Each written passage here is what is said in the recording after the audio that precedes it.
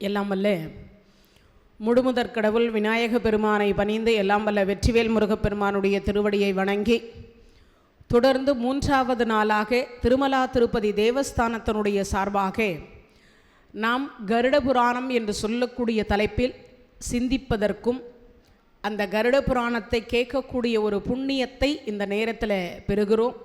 அதற்காக இந்த விசிராந்தி என்று சொல்லக்கூடிய முதியோர் இல்லத்திற்கு அடியேன் வந்ததற்கும் இந்த திருமலா திருப்பதி தேவஸ்தானத்திற்கும் நன்றி கலந்த வணக்கத்தை தெரிவித்து கொண்டு உங்கள் அனைவருக்கும் இனிய பொங்கல் நல்வாழ்த்துக்களையும் கூறி இன்னைக்கு இந்த ஆண்டு தை மாதம் பொங்கல் நன்னாளில் உங்கள் கூட இருப்பதில் மட்டற்ற மகிழ்ச்சி, ரொம்ப மகிழ்ச்சியாக இருக்குது.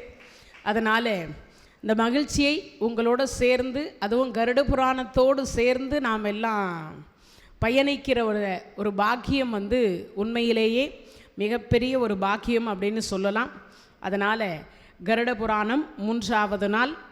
இந்த 3வது நாளில் நாம் இறந்தால் அந்த இறந்ததற்கு பிறகு நம் கர்மா என்பது எப்படியெல்லாம் வேலை செய்கிறது அதை தான் நம்ம தொடர்ந்து 2 நாளாக பார்த்தோம்.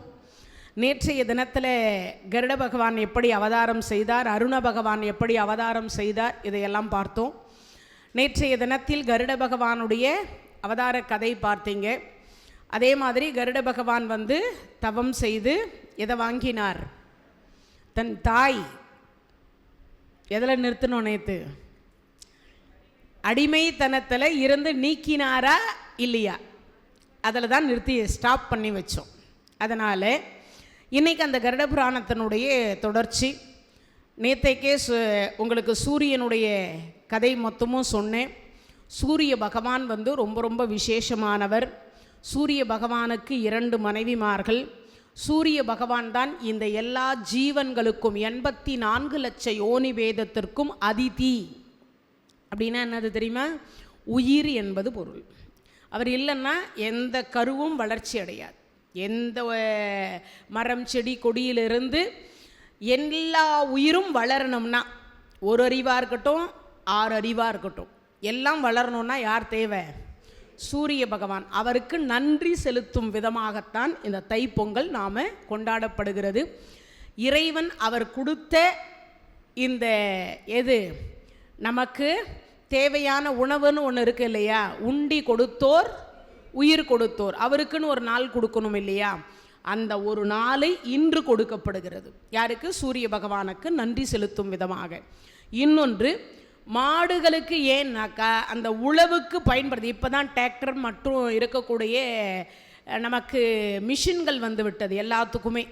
நாற்று நடுறதிலிருந்து களை பறிப்பதிலிருந்து அதே மாதிரி அதை அறுத்து அறுவடை செய்கிற வரைக்கும் மிஷின் வந்துட்டுது.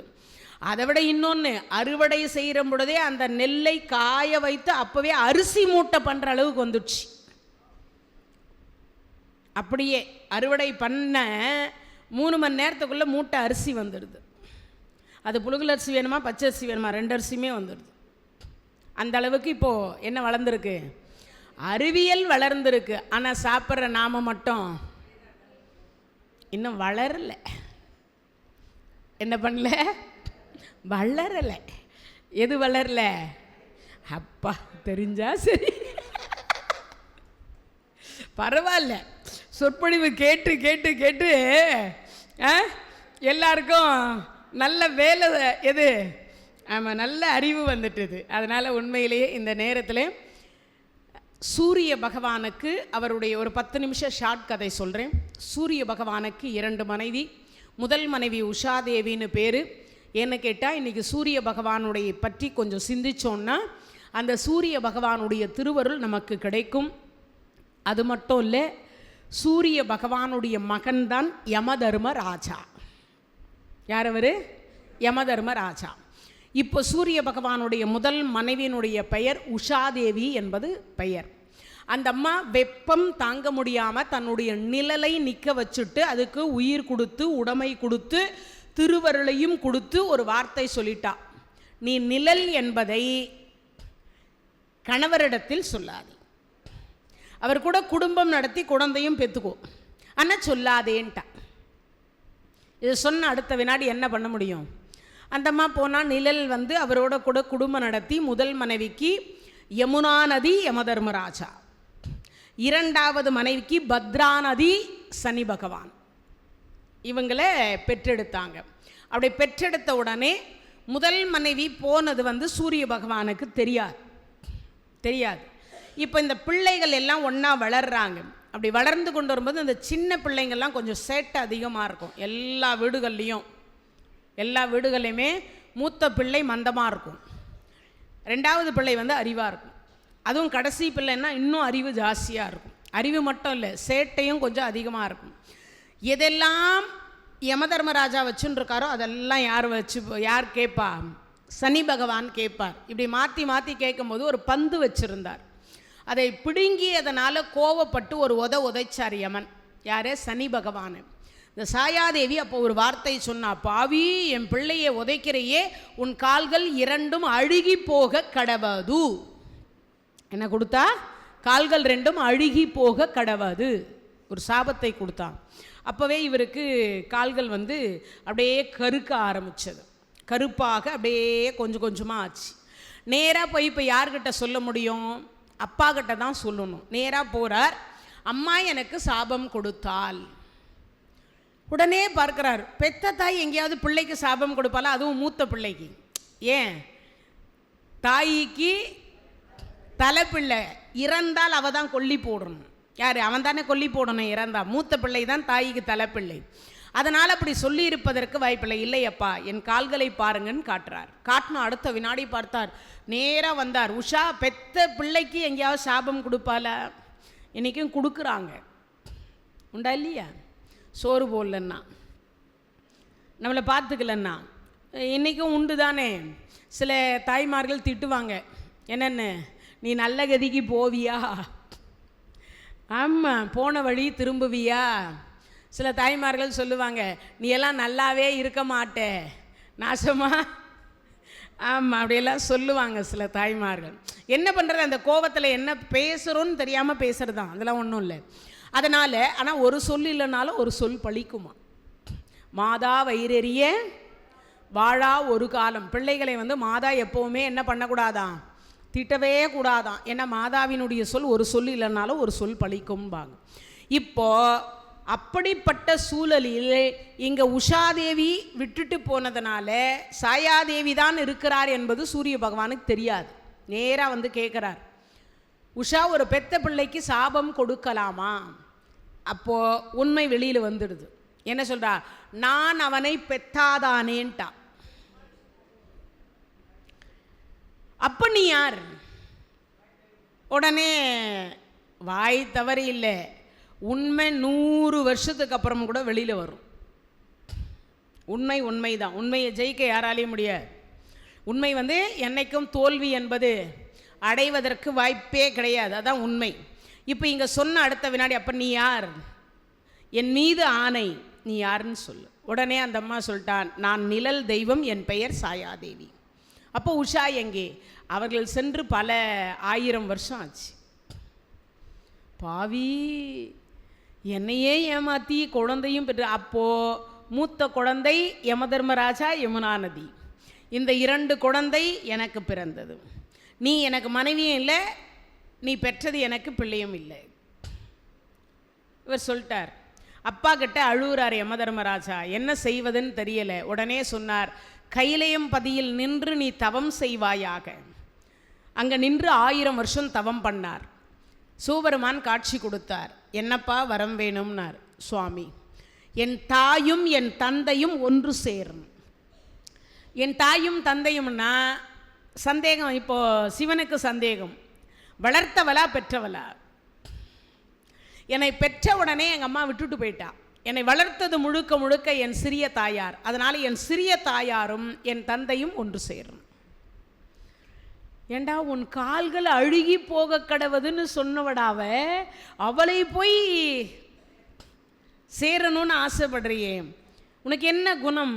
உன் குணத்தை நான் பாராட்டுகிறேன், இதுவரைக்கும் எந்த ஒரு பிள்ளையும் இப்படி கேட்டிருப்பதற்கு வாய்ப்பில்லைன்னும் பொழுது அப்போதான் யமன் சொல்லுகிறார், இல்லை, எனக்கு சோறூட்டியதில் அவள் குறை வைத்ததில்லை, எனக்கு உணவு கொடுப்பதிலையோ, என்னை வளர்ப்பதிலையோ, என்னை குடுப்பாட்டுவதிலையோ, என்னை தூங்க வைப்பதிலையோ, என்னை தொட்டிலில் போடுவதிலையோ, என்னை தோளில் சுமக்கிற பொழுதோ அவள் ஒரு முறை கூட அவள் சிறிய தாயாராக நடந்தது கிடையாது. அவள் பெத்த பிள்ளையை நான் அடித்ததனால அவளுக்கு கோபம் வந்துட்டது. எல்லாருக்கும் அந்த தாய்ப்பாசம் என்பது இருக்கத்தானே செய்யும், இல்லைன்னு யாராலையும் மறுக்க முடியாது இல்லையா? தாய்ப்பாசத்தில் என்னை அப்படி அவர்கள் சொல்லியார்களே தவிர மற்றபடி அவர்கள் தீயவர்கள் அல்ல. அது மட்டும் இல்லை, என்னை பெற்றவர்களுடைய நிழல் தானே அது. அப்பதான் சூரிய பகவான் ஒரு சாபம் கொடுத்தார், நம் நிழல் நமக்கு உபயோகப்படாமல் போக கடவது. அதுக்கு முன்னாடி வரைக்கும் நம்ம நிழலில் நம்ம கால் வச்சுட்டு நடக்கலாமா, நம்ம நிழல் நமக்கு உபயோகப்படுமா? ஆனால் இந்த கதைக்கு அப்புறமா தான் என்ன கிடையாது, நம்ம நிழல் நமக்கு உபயோகப்படாமல் போனதற்கு காரணம் இதான் கதை.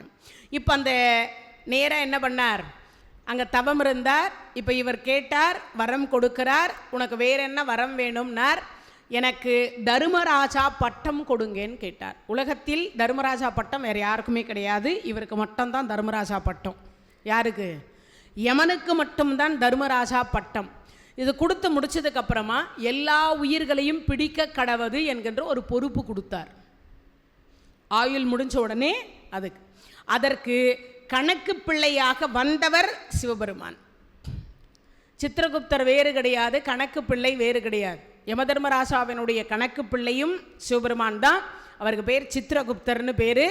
அவர் கணக்கு சரியாக எழுத வேண்டும் என்பதற்காக அவரே அவருடைய அவதாரமாக சித்திரகுப்தரே வந்து கணக்கு எழுதிட்டு இருக்கார். இன்னைக்கு வரைக்குமோ அது எழுதின்னு இருக்கார்.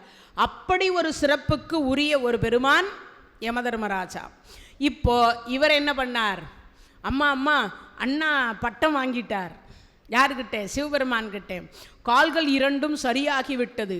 அவருக்கு பெயர் காலன் என்று வைத்து விட்டார் சிவபெருமான். சரி, இப்போ என்ன, அம்மா நானும் தவம் பண்ணணும். ஓ பண்ணலாமே, ஆனால் கைலாயத்தில் போய் பண்ண வேண்டாம், நீ காசியில் போய் பண்ணு. பூமியில் வந்து 1000 வருஷம் சனி லிங்கம் அமைத்து தவம் செய்தார் காசியில். இன்றைக்கும் அனுமன் காட் அப்படின்னு சொல்லிட்டு அங்கேருந்து ஒரு 22 கிலோமீட்டர் தொலைவில் போனீங்கன்னா சனிலிங்கம் இருக்கும் காசியம்பதியில். அவர் கையால் பிடிச்சு வச்ச சனிலிங்கம். அப்படி அந்த சனிலிங்கத்தை பூஜை செய்து ஈஸ்வர பட்டம் பெற்றார். என்ன பட்டம்? சனி ஈஸ்வரர் பட்டம் பெற்றார். 3 பேருக்கு பட்டம் கொடுத்தார். ஒருவர் ராவணேஸ்வரர், இன்னொருத்தர் சனீஸ்வரர், இன்னொருத்தர் குள்ளமாக ஒரு முனிவர் இருப்பார். யார் அவர்? அகத்தீஸ்வரர். அவருக்கு கொடுத்தாங்க. 3 பேருக்கு கொடுத்தார். இப்போ இப்படி கொடுத்ததற்கு பிறகு உனக்கு நவகிரகத்தில் நானும் ஒருவராக இருக்க வேண்டும் என்று அவர் கேட்டார். நவகிரகத்தில் ஒருத்தராக இருக்கார். என் தந்தை முகத்தில் நான் விழிக்கக்கூடாதுன்னு கேட்டார். அதனால் சூரிய பகவான் கிழக்கு பார்த்துருப்பார், சனி பகவான் மேற்க பார்த்துருப்பார். ஒருத்தர் முகத்தை ஒருத்தர் பார்த்துக்க மாட்டாங்க. அப்போ சனி திசை நடக்கும் பொழுது பிள்ளைக்குள்ளே சண்டை வரும், கணவன் மனைவிக்குள்ளே சண்டை வரும், பிள்ளைங்க அம்மாவுக்கு சண்டை வரும், பிள்ளைக்கு தகப்பனுக்கு சண்டை வரும். எல்லா வீடுகளிலும் இந்த சனி திசையில் சண்டை வரும். அதை மாற்ற யாராலையும் முடியாது. ஏன்னா அங்கேயே அப்படி தான் நடந்துச்சான். அப்படி ஒரு சிறப்புக்குரிய கதை தான் சூரிய பகவானுடைய கதை. அதனால் இன்றைக்கி சூரிய பொங்கல், இன்றைக்கி தை 1ன்றதுனால அவருடைய சரித்திர கதையும் என்ன பண்ணோம், கொஞ்சம் நம்ம கேட்டோம்னால அந்த சூரிய பகவான் மனம் மகிழ்த்தடைந்து நமக்கு என்ன தரமாட்டார், நோயுற்று அடராமல் நொந்து மனம் வாடாமல் பாயிர் கிடவாமல் பாவியேன் காயத்தை ஓர் நொடிக்குள் நீக்கி உன் போரூரையா உன் தீரடி உன்னுடைய சீரடி கீழ் வைப்பாய் என்னை அப்படின்னு நம்மெல்லாம் பிரார்த்தனை பண்ணிக்கலாம். நோய் வராது. சூரிய பகவானுக்கு நன்றி செலுத்திட்டோம். இப்போ நேற்றைக்கு விட்ட கதையை இப்போ தொடர போகிறோம். கருட பகவான் 1000 ஆண்டு காலம் நாராயணரை வேண்டி தவம் பண்ணுறார். நாராயணர் காட்சி கொடுக்கிறார். அப்பா என்ன வேணும்ன்றார். கடவுளை நேரில் பார்த்த உடனே அது வேணும் இது வேணும்னு கேட்கக்கூடாது. என்ன கேட்கணும்? அன்பு கேட்கணும். இடையறாத அன்பு வேணும். அதுக்கப்புறமா அவராக விருப்பப்பட்டு ஏதாவது வேணுமான்னு கேட்டால் வேணா கேட்கலாம். அப்போ கூட என்ன கேட்கலாம்? பிறவாமை வேண்டும்னு கேட்கணும். என்ன கேட்கணும்? பிறவாமை வேண்டும். நம்மை போன்ற ஒரு பெண்ணாக இருந்த காரைக்கால் அம்மையார் கேட்டார், இரவாத இன்ப அன்பு வேண்டி பின் வேண்டுகின்றார், பிறவாமை வேண்டும் மீண்டும் பிறப்புண்டேல் ஐயனே உன்னை மறவாமை வேண்டும் இன்னும் வேண்டும், அறவாணி ஆடுகின்ற பொழுது மகிழ்ந்து பாடி உன் அடியின் கீழ் இருக்க வேண்டும் அப்படின்னு கேட்டான். இரவாத செத்து போகாத அன்பை கொடும். ஒன்று, இரவாத இன்ப அன்பு வேண்டிப்பின் வேண்டுகின்றார், பிறவாமை வேண்டும். வேணாம், பிறவி வேணாம். ஏன்?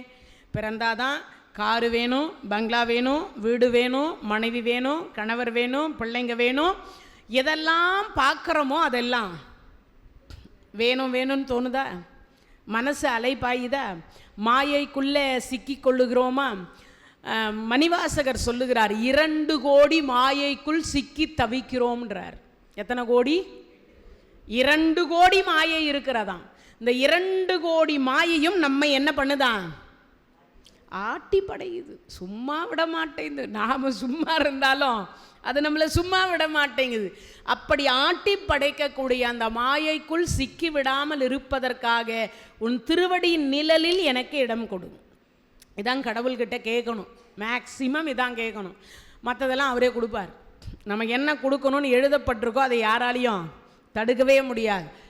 இறைவன் தடுப்பதை எவராலையும் கொடுக்க முடியாது. இப்போ அப்படிப்பட்ட இறைவன் 1000 ஆண்டு காலம் கருட பகவான் தவம் செய்த உடனே அங்கே காட்சி கொடுக்கிறார். காட்சி கொடுத்த உடனே என்னப்பா வரம் வேணும்? சுவாமி, உங்களுக்கு வாகனமாக இருக்கணும், உங்களை சுமக்கக்கூடிய பாக்கியம் வேணும். இன்றைக்கும் நம்மலாம் எங்கன்னா கோயிலுக்கு போனால் சுவாமி வீதி உலா வருவாங்க. இது இந்த உற்சவர் சிலையை தூக்கிட்டு வருவாங்க, கோயிலுக்குள்ளேயே உட்பிரகாரம் சுற்றிட்டு வருவாங்க. அப்போது நம்மலாம் பெண்கள் தூக்க முடியாது, இருந்தாலும் ஒரு ஆணாக இருந்தால் தோல் கொடுத்து தூக்கணும் அந்த சிலையை.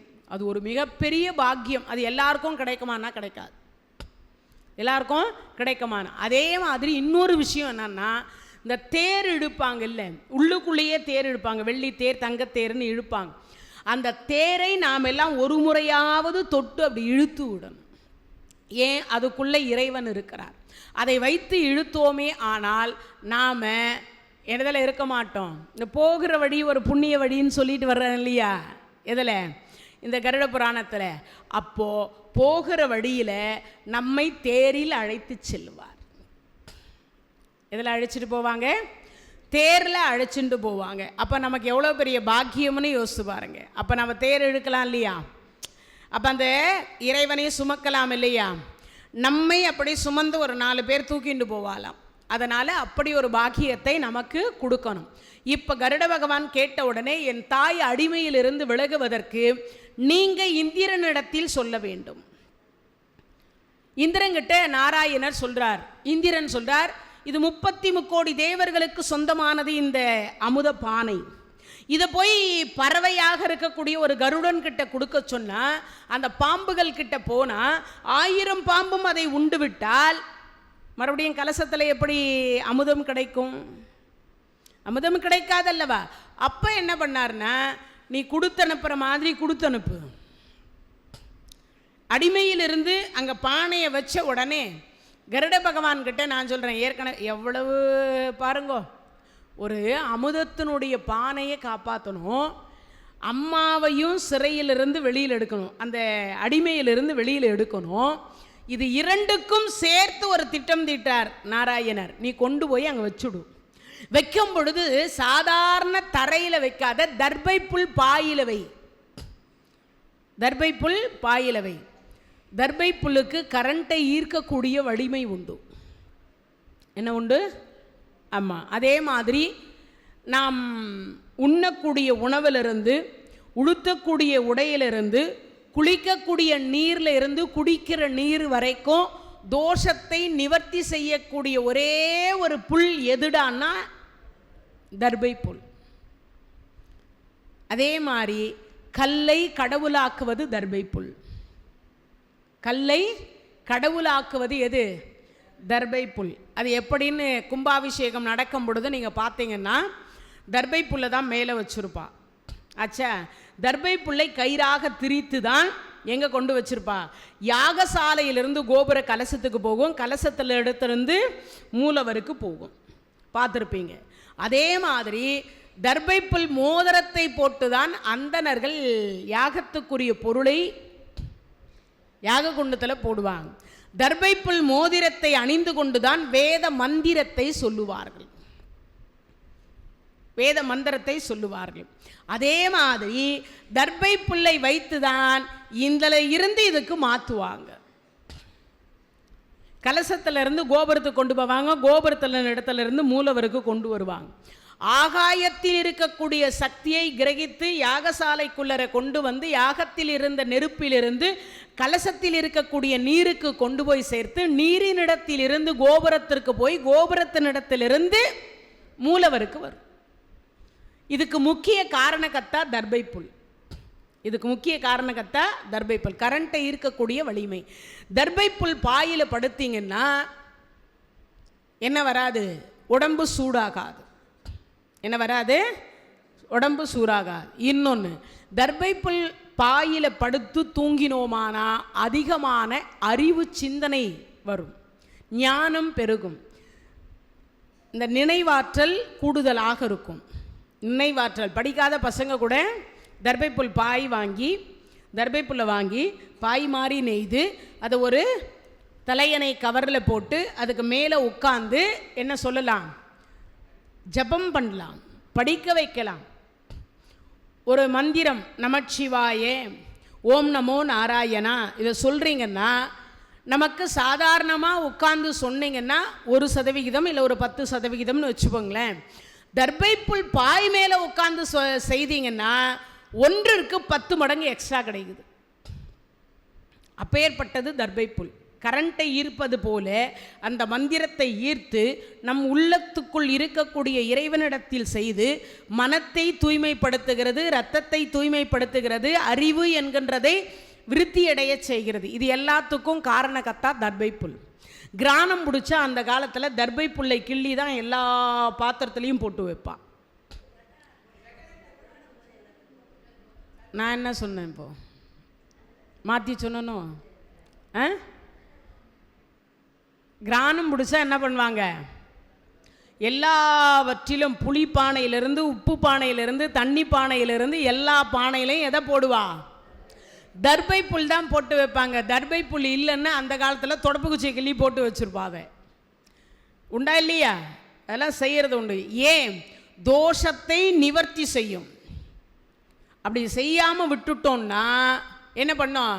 இப்போ அந்த கிரானம் பிடிக்கின்ற பொழுது ஏற்படக்கூடிய தீய சக்தியை அந்த தர்பை புல் ஈர்த்து கொள்ளுமே தவிர அந்த பொருளுக்கு போய் அது சேராது.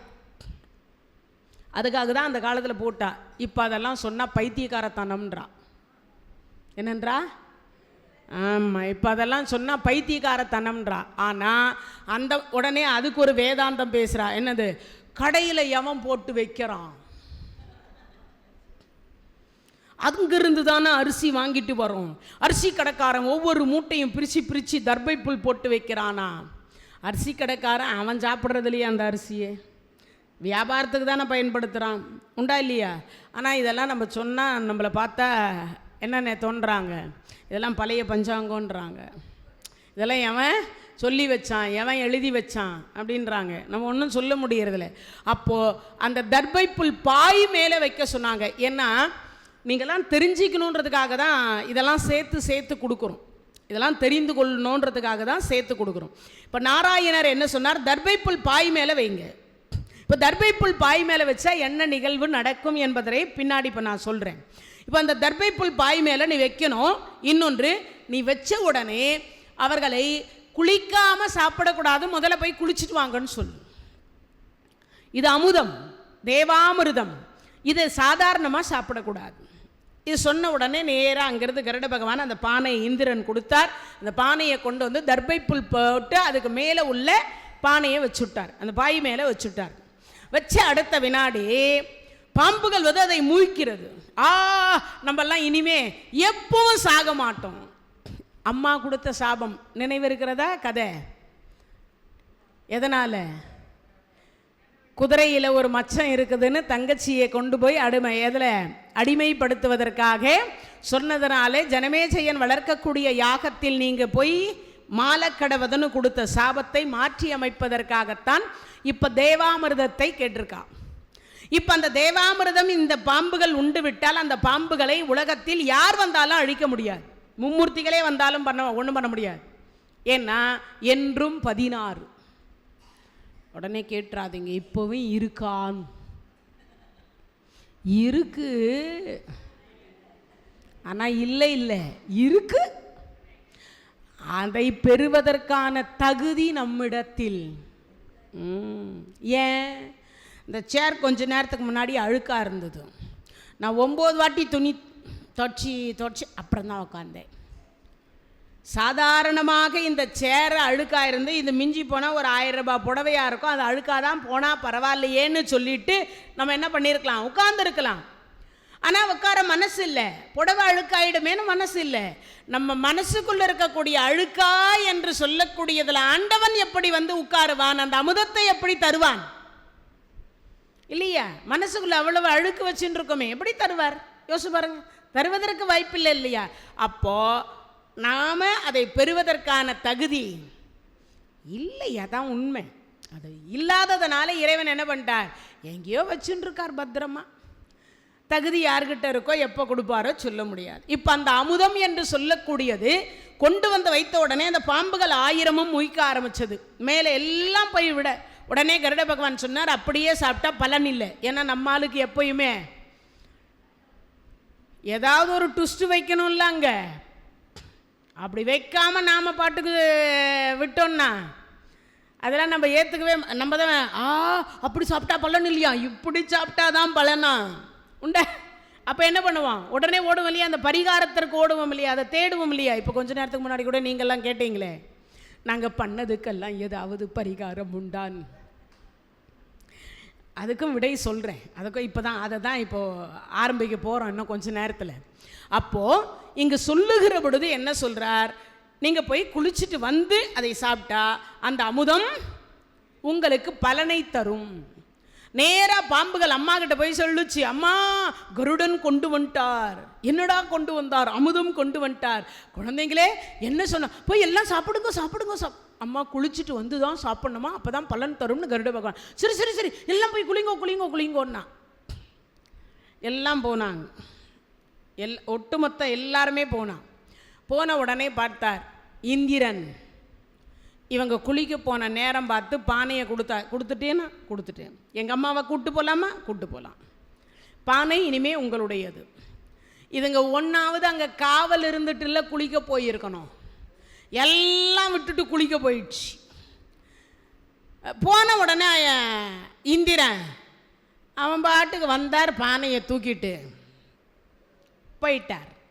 இப்போ பானை எங்கே அதோ பார் வானத்தில் தூக்கிட்டு போகிறான் இந்திரன். கைக்கு எட்டினது வாய்க்கு எட்டலை. இதுக்கு வந்தது தாங்க அந்த பழமொழி. எதுக்கு? கைக்கு எட்டியது, ஆனால் என்ன கிடைக்கல, எட்டலை, வாய்க்கு எட்டலை. ஒருவேளை ஒரு துளியாவது இந்த தர்பை புல்லில் சிந்தி இருக்குமோ என்று அந்த நாக்கை அந்த தர்பை புல்லில் வச்சு அப்படி நக்கியதனால நாக்கு ரெட்டநாக்கா மாறி போச்சு பாம்புக்கு. எப்போ நடந்தது? இந்த கருட புராணத்தில் கருட பகவான் வரம் வாங்குகிற பொழுது நடந்தது இந்த உண்மை. பாம்புக்கு ரெட்ட நாக்கு. அது பார்த்தீங்கன்னா நாக்கை வெளியில் நீட்டிட்டு வரும், அது நாக்கு கிழிஞ்சிருக்கும்.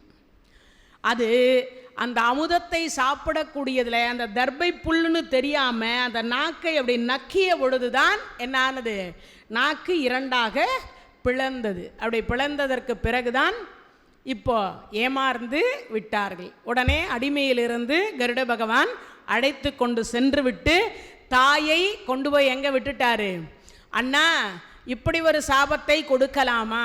தம்பி தெரியாமல் கொடுத்து விட்டேன், அம்மாவை நான் பார்த்து கொள்ளுகிறேன், நீ பகவானுக்கு என்னவாகரு, வாகனமாக இரு என்று சொல்லி அவர் போய் வாகனமாக மாறினார். இப்போ அந்த வாகனமாக மாறியதற்கு பிறகுதான் எங்கெல்லாம் அழைத்து செல்லுகிறாரோ அப்பெல்லாம் நேரம் கிடைக்கின்ற பொழுதெல்லாம் ஒவ்வொரு புராணத்தை கேட்டு கேட்டு கேட்டு கருட பகவான் தன்னிடத்தில் பகவான்கிட்டயே கேட்டு தெரிஞ்சுப்பார். அப்படி கேட்டு தெரிந்து கொள்ளும் பொழுதுதான் இந்த ஆன்மாக்கள் உடம்பு பிரிந்து, இந்த உடம்பு மனித பிறவி எடுத்திருக்கிறது, இந்த பிறவி என்று சொல்லக்கூடியது முடிவடைந்து விட்டு இந்த உடம்பிலிருந்து என்ன கொடுக்குறாங்க, ஆன்மா பிரிந்து செல்லுகிறது. எப்போ? உயிர் போனதுக்கு அப்புறம். அப்படி உயிர் போனதுக்கு அப்புறமா பிரிந்து செல்லுகிற பொழுது ஆன்மா மட்டும் தானே போகிறது. அதற்கு எப்படி தண்டனை கொடுக்க முடியும்? ஆன்மாவை யாராவது கையில் பிடிக்க முடியுமா? கண்ணில் பார்க்க முடியுமா? முடியாதுல்ல. அது எப்படி இருக்கும்? கருப்பா சிவப்பா வெள்ளையா? தெரியாதுல்ல.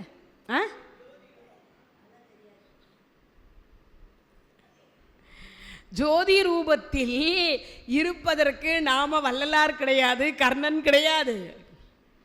கர்ணனுடைய ஆன்மா பிரிந்து இறைவனிடத்தில் போய் ஜோதி சொரூபமாகத்தான் அவருடைய இதயத்துக்குள் போய் புகுந்தது. வள்ளலார் சுவாமிகள் திரை போட்டு உள்ளே போனார்.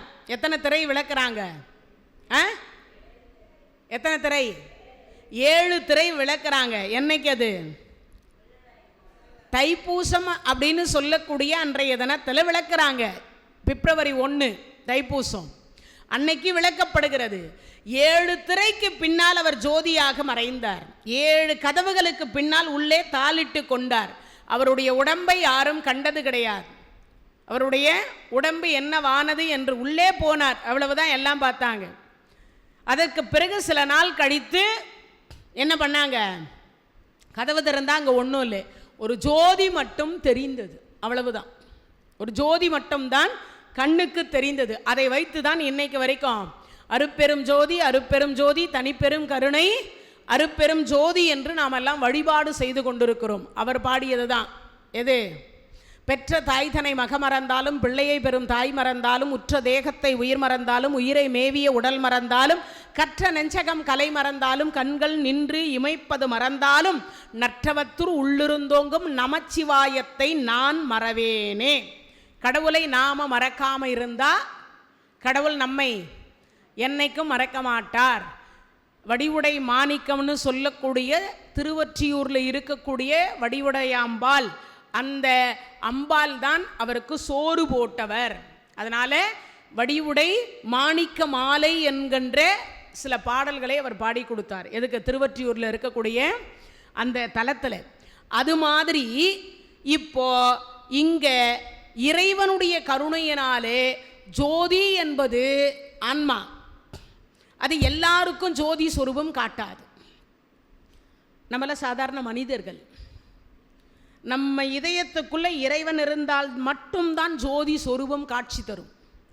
நம்ம இதயத்துக்குள்ள நான் தான் மனசு முழுக்க பொறாமை, அழுக்கு, வஞ்சனை, திருடுறது, ஏமாத்துறது, கிளிப்பை தூக்கி போடுறது, அடுத்தவங்களத எடுத்து வச்சுட்டு இல்லைன்றது,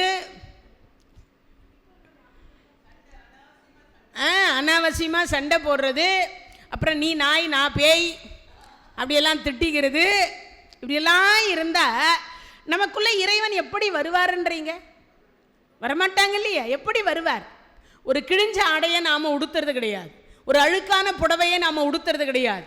ஒரு சாதாரண மனித பிறவி எடுத்த நாமே ஒரு கிழிஞ்ச ஆடையை உடுத்தாத பொழுது, ஒரு அழுக்கான உடையை உடுத்தாத பொழுது, நம் மனம் முழுக்க உடம்பு முழுக்க அழுக்காறு என்கின்ற ஒன்றை வைத்துக் கொண்டிருந்தால் இறைவன் நமக்குள்ள எப்படி குடிகொள்வார்? எப்படி நமக்கு காட்சி தருவார்? வாய்ப்பில்லை இல்லையா? அதனால நம் மனதில் இருக்கக்கூடியதை, நிறைய தீய பழக்க வழக்கங்கள் எல்லாம் தூக்கி போடணும். அடுத்தவங்க மேலே பொறாமைப்படுறது, இதெல்லாம் தூக்கி வெளியில் போட்டுடணும். அப்படி போட்டால் வேணா நம்மளை என்ன பண்ணுவார்? ஜோதி சொரூபமாக வேணா கூட்டு போகலாம். இப்போ அவர் கேட்குறார் ஒவ்வொன்றுத்துக்கும். இப்போ தான் உங்களுக்கு பதில் கிடைக்க போகிறது. ஜீவன் செல்லும் பாதையில் பரிதவித்தல். ஜீவன் நம்ம போகிறோம், நம்ம போகும்பொழுது பரிதவிக்கும். எது? ஒவ்வொரு ஜீவனும் பரிதவிக்கும். அப்படி பரிதவிப்பதற்கு என்னென்ன காரணம் அப்படின்னு கேட்குறாங்க. என்னென்ன காரணம்? அதில் முதல்ல அடிப்படை காரணம் என்னன்னு சொல்கிறார். அதாவது முதல்ல புண்ணியத்தை சொல்லிடுறேன், பிறகு பாவத்தை சொல்கிறேன். உங்களுக்கு எல்லாருக்கும் புண்ணியம் நல்லா தெரிஞ்சு வச்சுக்கோங்க. தவிச்ச வாய்க்கு தண்ணி கொடுங்க. Main first.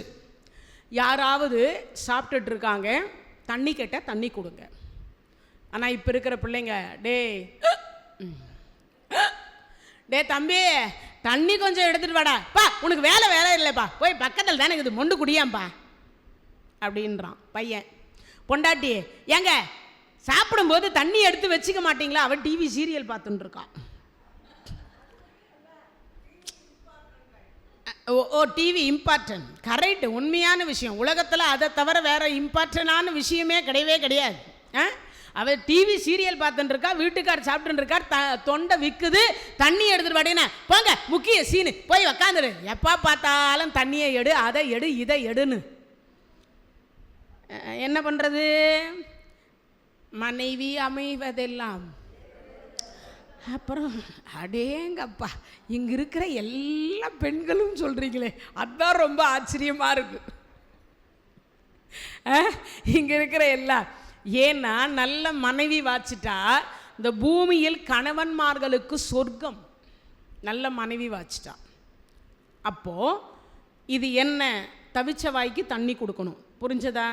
இனிமே நீங்கள் கூட உங்களில் யாராவது சாப்பிடும்போது தண்ணி இல்லைன்னா, இப்போது நடக்க முடிஞ்சவங்க இருக்கீங்க, நடக்க முடியாதவங்க இருக்கீங்க. நடக்க முடியாதவங்க உட்காந்துட்டாங்க, கொஞ்சம் அந்த தண்ணியை எடு, உனக்கு வேலை வெட்டியே இல்லைப்போ, எப்போ பார்த்தாலும் தண்ணியை எடு, அதை எடு சொல்லக்கூடாது. இதெல்லாம் போகிற காலத்துக்கு புண்ணியத்தை தான் இப்போ நான் சொல்லின்னு இருக்கேன். எப்போ எங்கள் பாட்டின்னு ஒருத்தவங்க இருந்தாங்க, எங்கள் சித்தியோட அம்மா, என்னுடைய சித்தப்பாவுக்கு மாமியார்.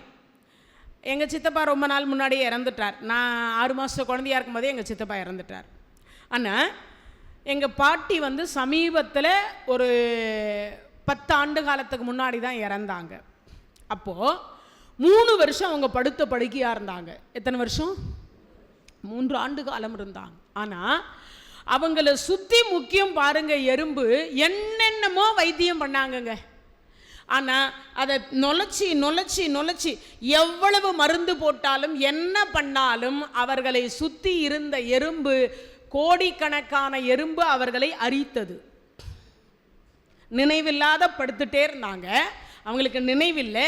வெறும் கமலா பழமும் என்ன கொடுத்தாங்க, அந்த ஆரஞ்சை பிழிஞ்சு இந்த பேரன் வந்தால் அந்த பேரன் அடுத்து பிள்ளைங்க பெண்ணுங்க யார் வந்தாலும் உட்காந்து பண்ணாங்க.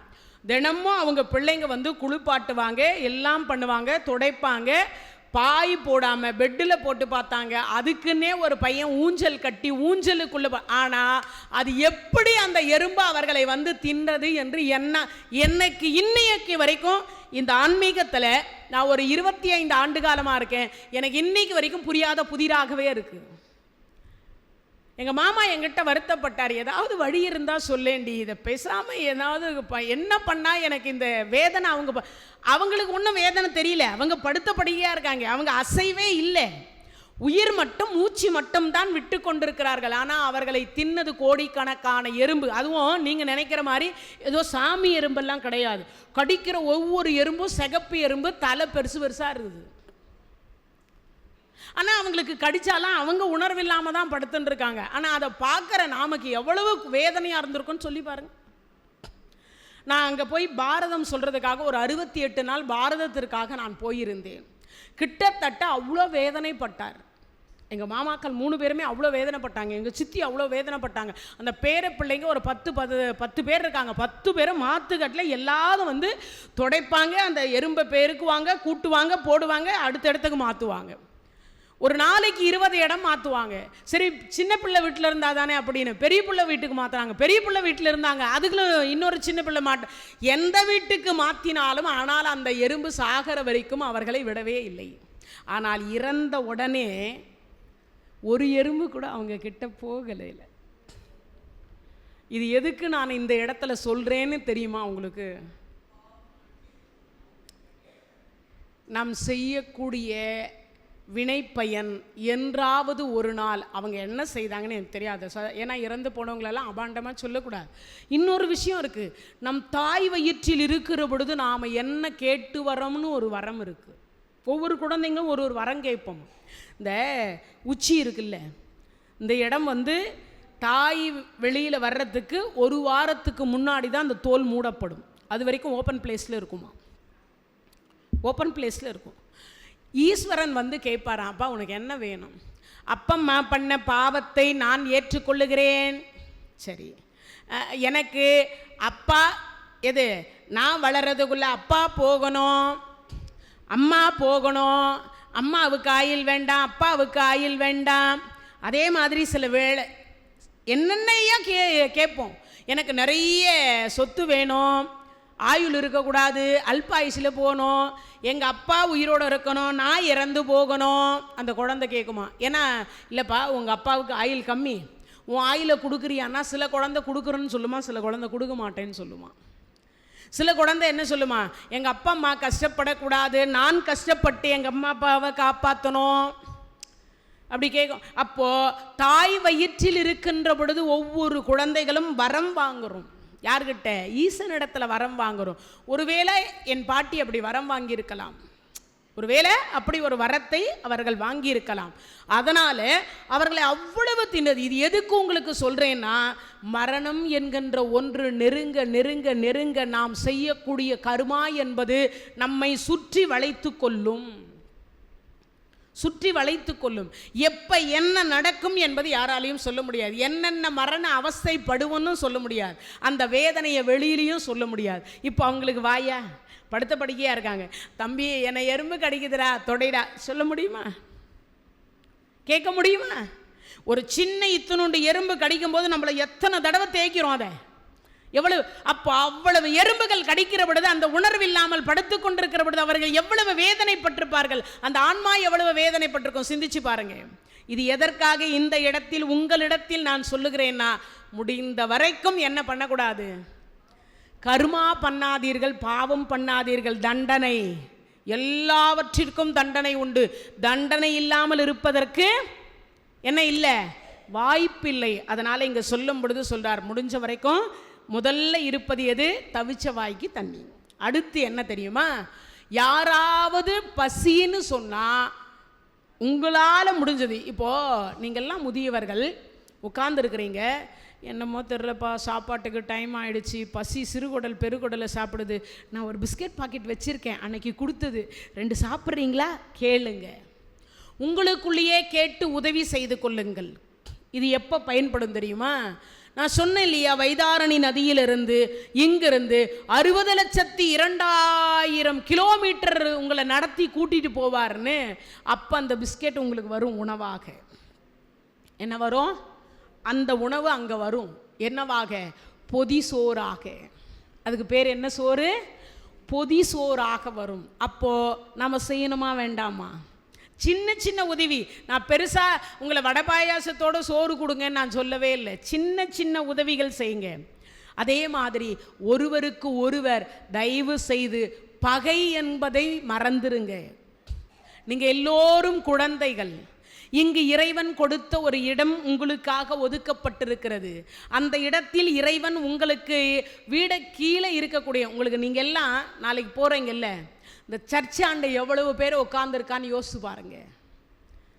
உங்களுக்கு இடி மின்னல் புயல் காற்று என்ன அடித்தாலும் இவ்வளோ பெரிய பில்டிங்கில் உட்காந்துட்டு பாதுகாப்பாக அமர்ந்திருக்கிறீங்க. மணி அடித்தா சோறு இல்லையா, குளிப்பதற்கு இடம், குடிப்பதற்கு நீர், என்ன நினைக்கிறீங்களோ அதை செய்யலாம், நடக்கலாம், பேசலாம், ஆடலாம், பாடலாம், என்ன வேணாலும் செய்யலாம். அப்போ நீங்கள் செய்ததெல்லாம் புண்ணியம் தானே? ஏதோ ஒரு புண்ணியம் எதிலையோ செய்ய போகதானே இந்த இடத்தில் உங்களுக்கு அந்த இடம் கிடைக்கப்பட்டிருக்கிறது.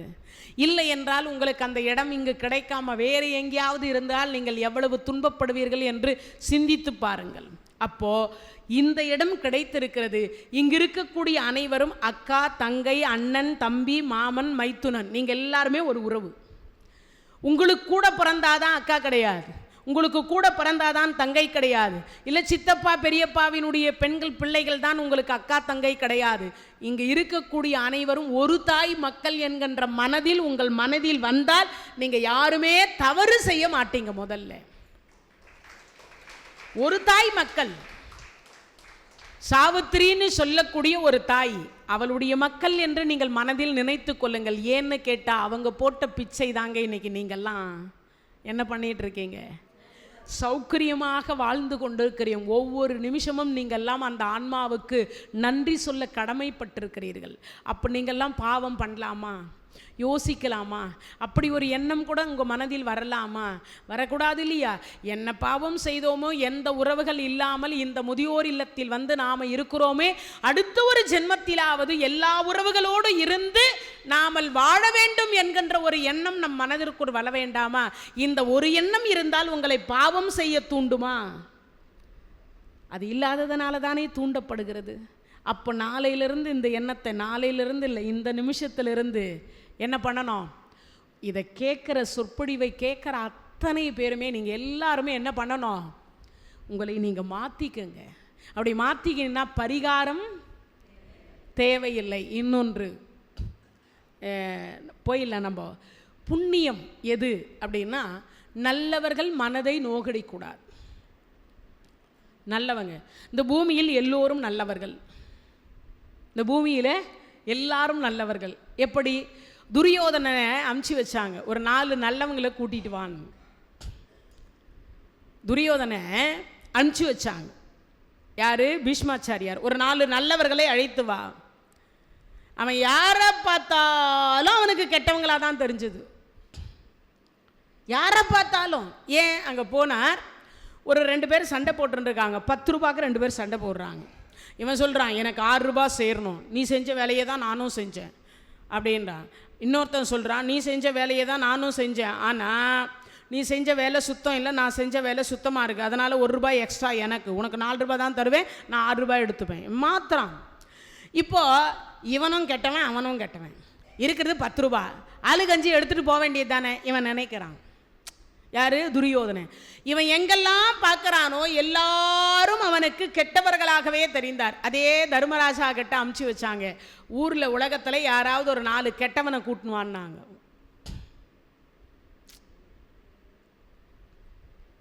இவர்கிட்ட நல்லவங்களை கூட்டுவான்னாங்க, அவர்கிட்ட கெட்டவங்களை கூட்டுவான்னாங்க.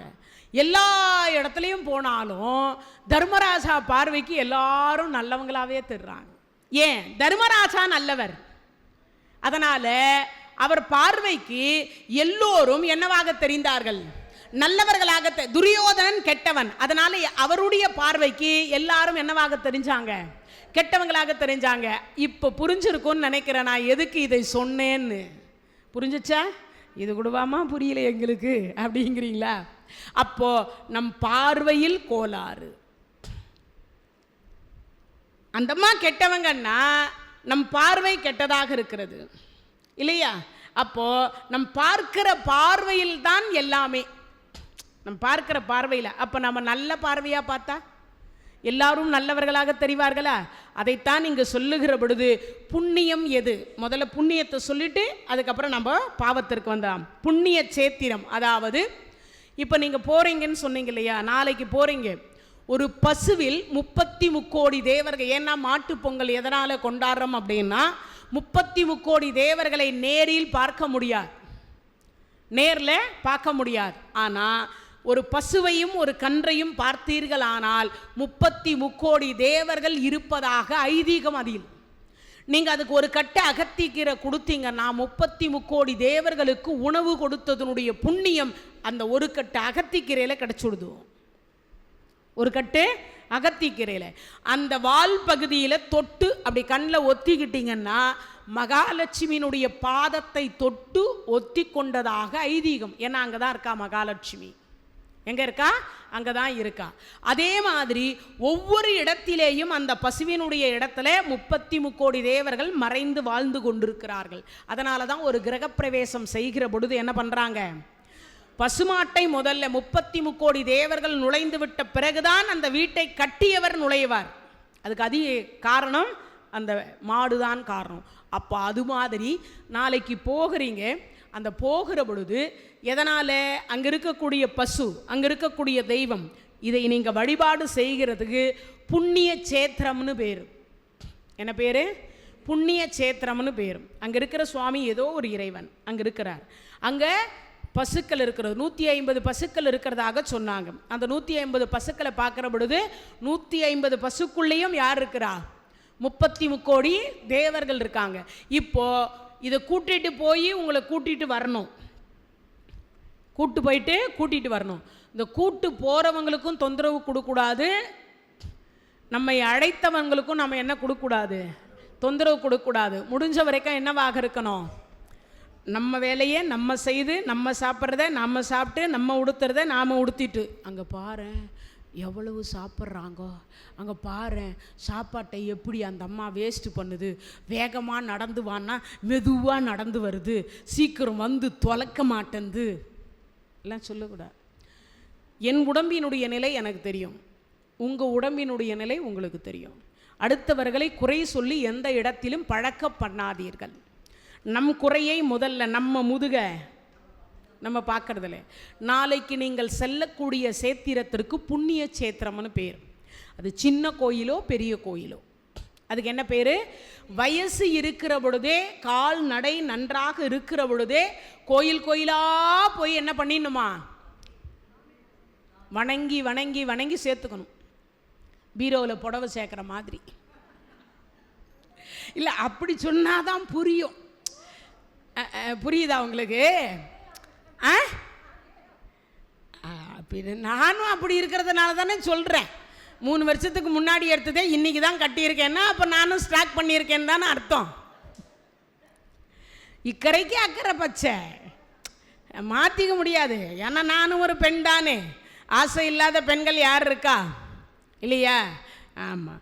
அதனால் புண்ணிய சேத்திரம், இந்த புண்ணிய சேத்திரத்துக்கு எங்கெல்லாம் போகணுமோ, எப்பெல்லாம் டைம் கிடைக்குதோ இளமையிலே போய் சுவாமியை வணங்கிக்கணும். இன்னொன்று, போக முடியல, வசதி இல்லைன்னா பக்கத்தில் இருக்கக்கூடிய கோயில், நம் வீட்டுக்கு பக்கத்தில் எந்த கோயில் இருக்கோ அங்கே போய் தினமும் ஒரு முறை நன்றி சொல்லிடணும். தினமும் சரி, எங்களால் இப்போ நடக்க முடியலை, நாங்கள் ஒரு ஓமில் இருக்கோம், இந்த இடத்துல இருக்கோம், எங்களால் வெளியில் எங்கேயும் போய் சேவிக்க முடியாது அப்படின்னா, இங்கு கொடுக்கப்பட்டிருக்கக்கூடிய இந்த பூஜை அறையில் வந்து நீங்கள் வழிபாடு செய்து கொள்ளலாம். நேராக வாங்க, குளிங்க, நெற்றியில் விபூதியோ திருவன் காப்போ இட்டுக்கோங்க, ஒரு குங்குமத்தை வச்சுக்கோங்க, நேராக வாங்க, உட்காந்து இங்கே ஒரு கடவுளுக்கு ஒரு தேவாரம் பாடுங்க, ஒரு திருமுறை பாடுங்க, இல்லை ஒரு 4000 திவ்ய பிரபந்தம் பாடுங்க. எதுவுமே தெரியலன்னா உங்களுக்கு எந்த கடவுள் பிடிக்குமோ, ராமான்னு சொல்லுங்கள், கிருஷ்ணான்னு சொல்லுங்கள், கோவிந்தான்னு சொல்லுங்கள், அம்பாள்னு சொல்லுங்கள், உங்களுக்கு எந்த கடவுள் பிடிக்குமோ. எதுவுமே பிடிக்காதுங்க. இப்போ கொஞ்ச நேரத்துக்கு முன்னாடி அம்மா சொன்னாங்களே, ஜோதி தான் பிடிக்கும்னா, அருப்பெரும் ஜோதி, அருப்பெரும் ஜோதி, தனிப்பெரும் கருணை, அருப்பெரும் ஜோதி, இதை சொன்னாவே போதுமானது. இது போகிற வழிக்கு என்ன தருது?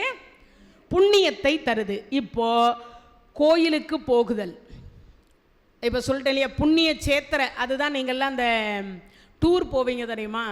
10 கோயில் பார்க்குறோம், 20 கோயில் பார்க்குறீங்கன்னு சேத்திர தலத்திற்கு போகிறீங்க இல்லையா? நீங்கள் கூட இலங்கைக்கு போயிட்டு வந்தீங்கன்னு சொன்னீங்க. நல்ல ராமரையா பார்த்தீங்க, சீத்தையா பார்த்தீங்க, சீத்தை வனம் வச்ச சிறை வைத்திருந்த இடமெல்லாம் பார்த்தீங்க, அதெல்லாம் பார்த்தீங்க இல்லையா? அதெல்லாம் சேஸ்திரத அங்கே. ஆமாம் ஆமாம், இலங்கைனாவே பௌத்த மதம் தான், புத்த மதம் தான் அங்கே அதிகம் ஜாஸ்தி, புத்த மதம் தான் அதிகம். அதனால தான் நம்ம முருகரை கூட வெளியில் காட்டாமையே வச்சுருக்கான்.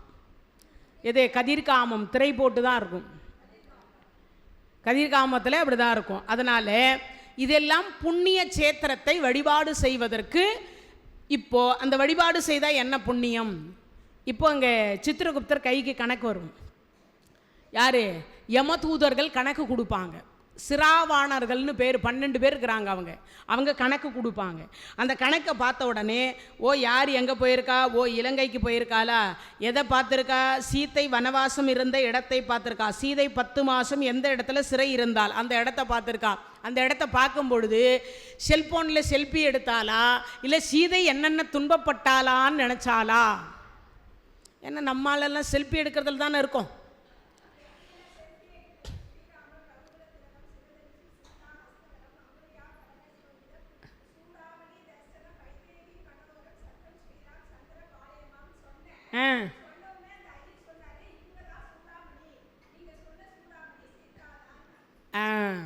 அப்போ சொல்லிட்டார் இல்லையா?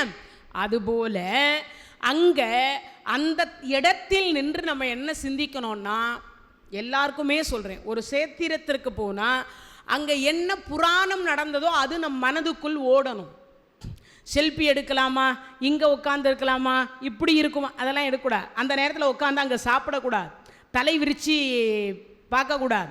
அங்கே உட்காந்து செல்ஃபோனில் நான் எங்கே இருக்கேன்னு தெரியுமா, இலங்கையில் சீத சிறை இருந்தாலே அங்கே இருக்கேன், அதை ஒரு 4 பேருக்கு 40 பேருக்கு ஃபோன் பண்ணி அதை வேறு ஸ்டேட்டஸ் வச்சு அதை வேறு இன்ஸ்டாகிராமில் போட்டு என்ன கிடைக்க போகுதுன்னு நினைக்கிறீங்க?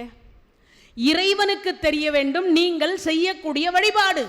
மற்றவர்களுக்கு தெரிந்தோ அவர்கள் உங்களை பெருமை பேசி நீங்கள் அங்கே இருக்கீங்களா, ஐயோ நமக்கெல்லாம் போகிறதுக்கு. இப்போ அந்த அம்மா என்ன நினைப்பா? வயிறு எறிவா. என்ன நினைப்பா? நம்மளால் போக முடியல, என்ன பண்ணுறது, நம்ம கொடுத்து வச்சது அவ்வளவுதான், என்ன பாவம் பண்ணமோ அங்கே போகிறதுக்கு வழி இல்லை, புண்ணியம் பண்ணவா போயிருக்கா அப்படின்னு சொல்லும் பொழுது அந்த மனதுக்குள் ஒரு ஏக்கம் இருக்கும், ஒரு பொறாமை குணம் இருக்கும். இன்னொன்று என்னன்னா, நம்மால் போக முடியலையே என்கின்ற வருத்தம் இருக்கும். புரியுதா? இப்போது உயர்ந்த ஆடை கட்டிட்டு நாம் பகட்டாக போகிற பொழுது சில இடத்தில் பார்த்தீங்கன்னா நம்மால் இதெல்லாம் கட்ட முடியலையேன்னு ஒரு ஏக்கம் இருக்கும். புரியுதுங்களா? அப்போது இதனால தான் காரைக்கால் அம்மையார் என்ன தெரியுமா, அடுத்தவர்கள் மனதில் ஆசையை தூண்டக்கூடாது இறைவா, என் இளமை அடுத்த ஆடவரை பார்த்து தூண்டக்கூடாது, அதனால் எனக்கு பேய் உருவத்தை கொடுன்னு கேட்டான்.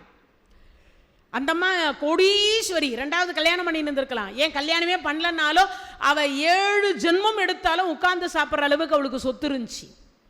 பேர் அப்பம் பேரே தனதத்தர், மொத்த தனமும் அங்கே தான் இருந்துச்சு. அதுவே வேண்டான்னு உதறி விட்டுட்டு போனான். அவள் கதையெல்லாம் கேட்டுட்டு நாம் நினைக்கலாமா? அப்போ என்ன செய்யணும்?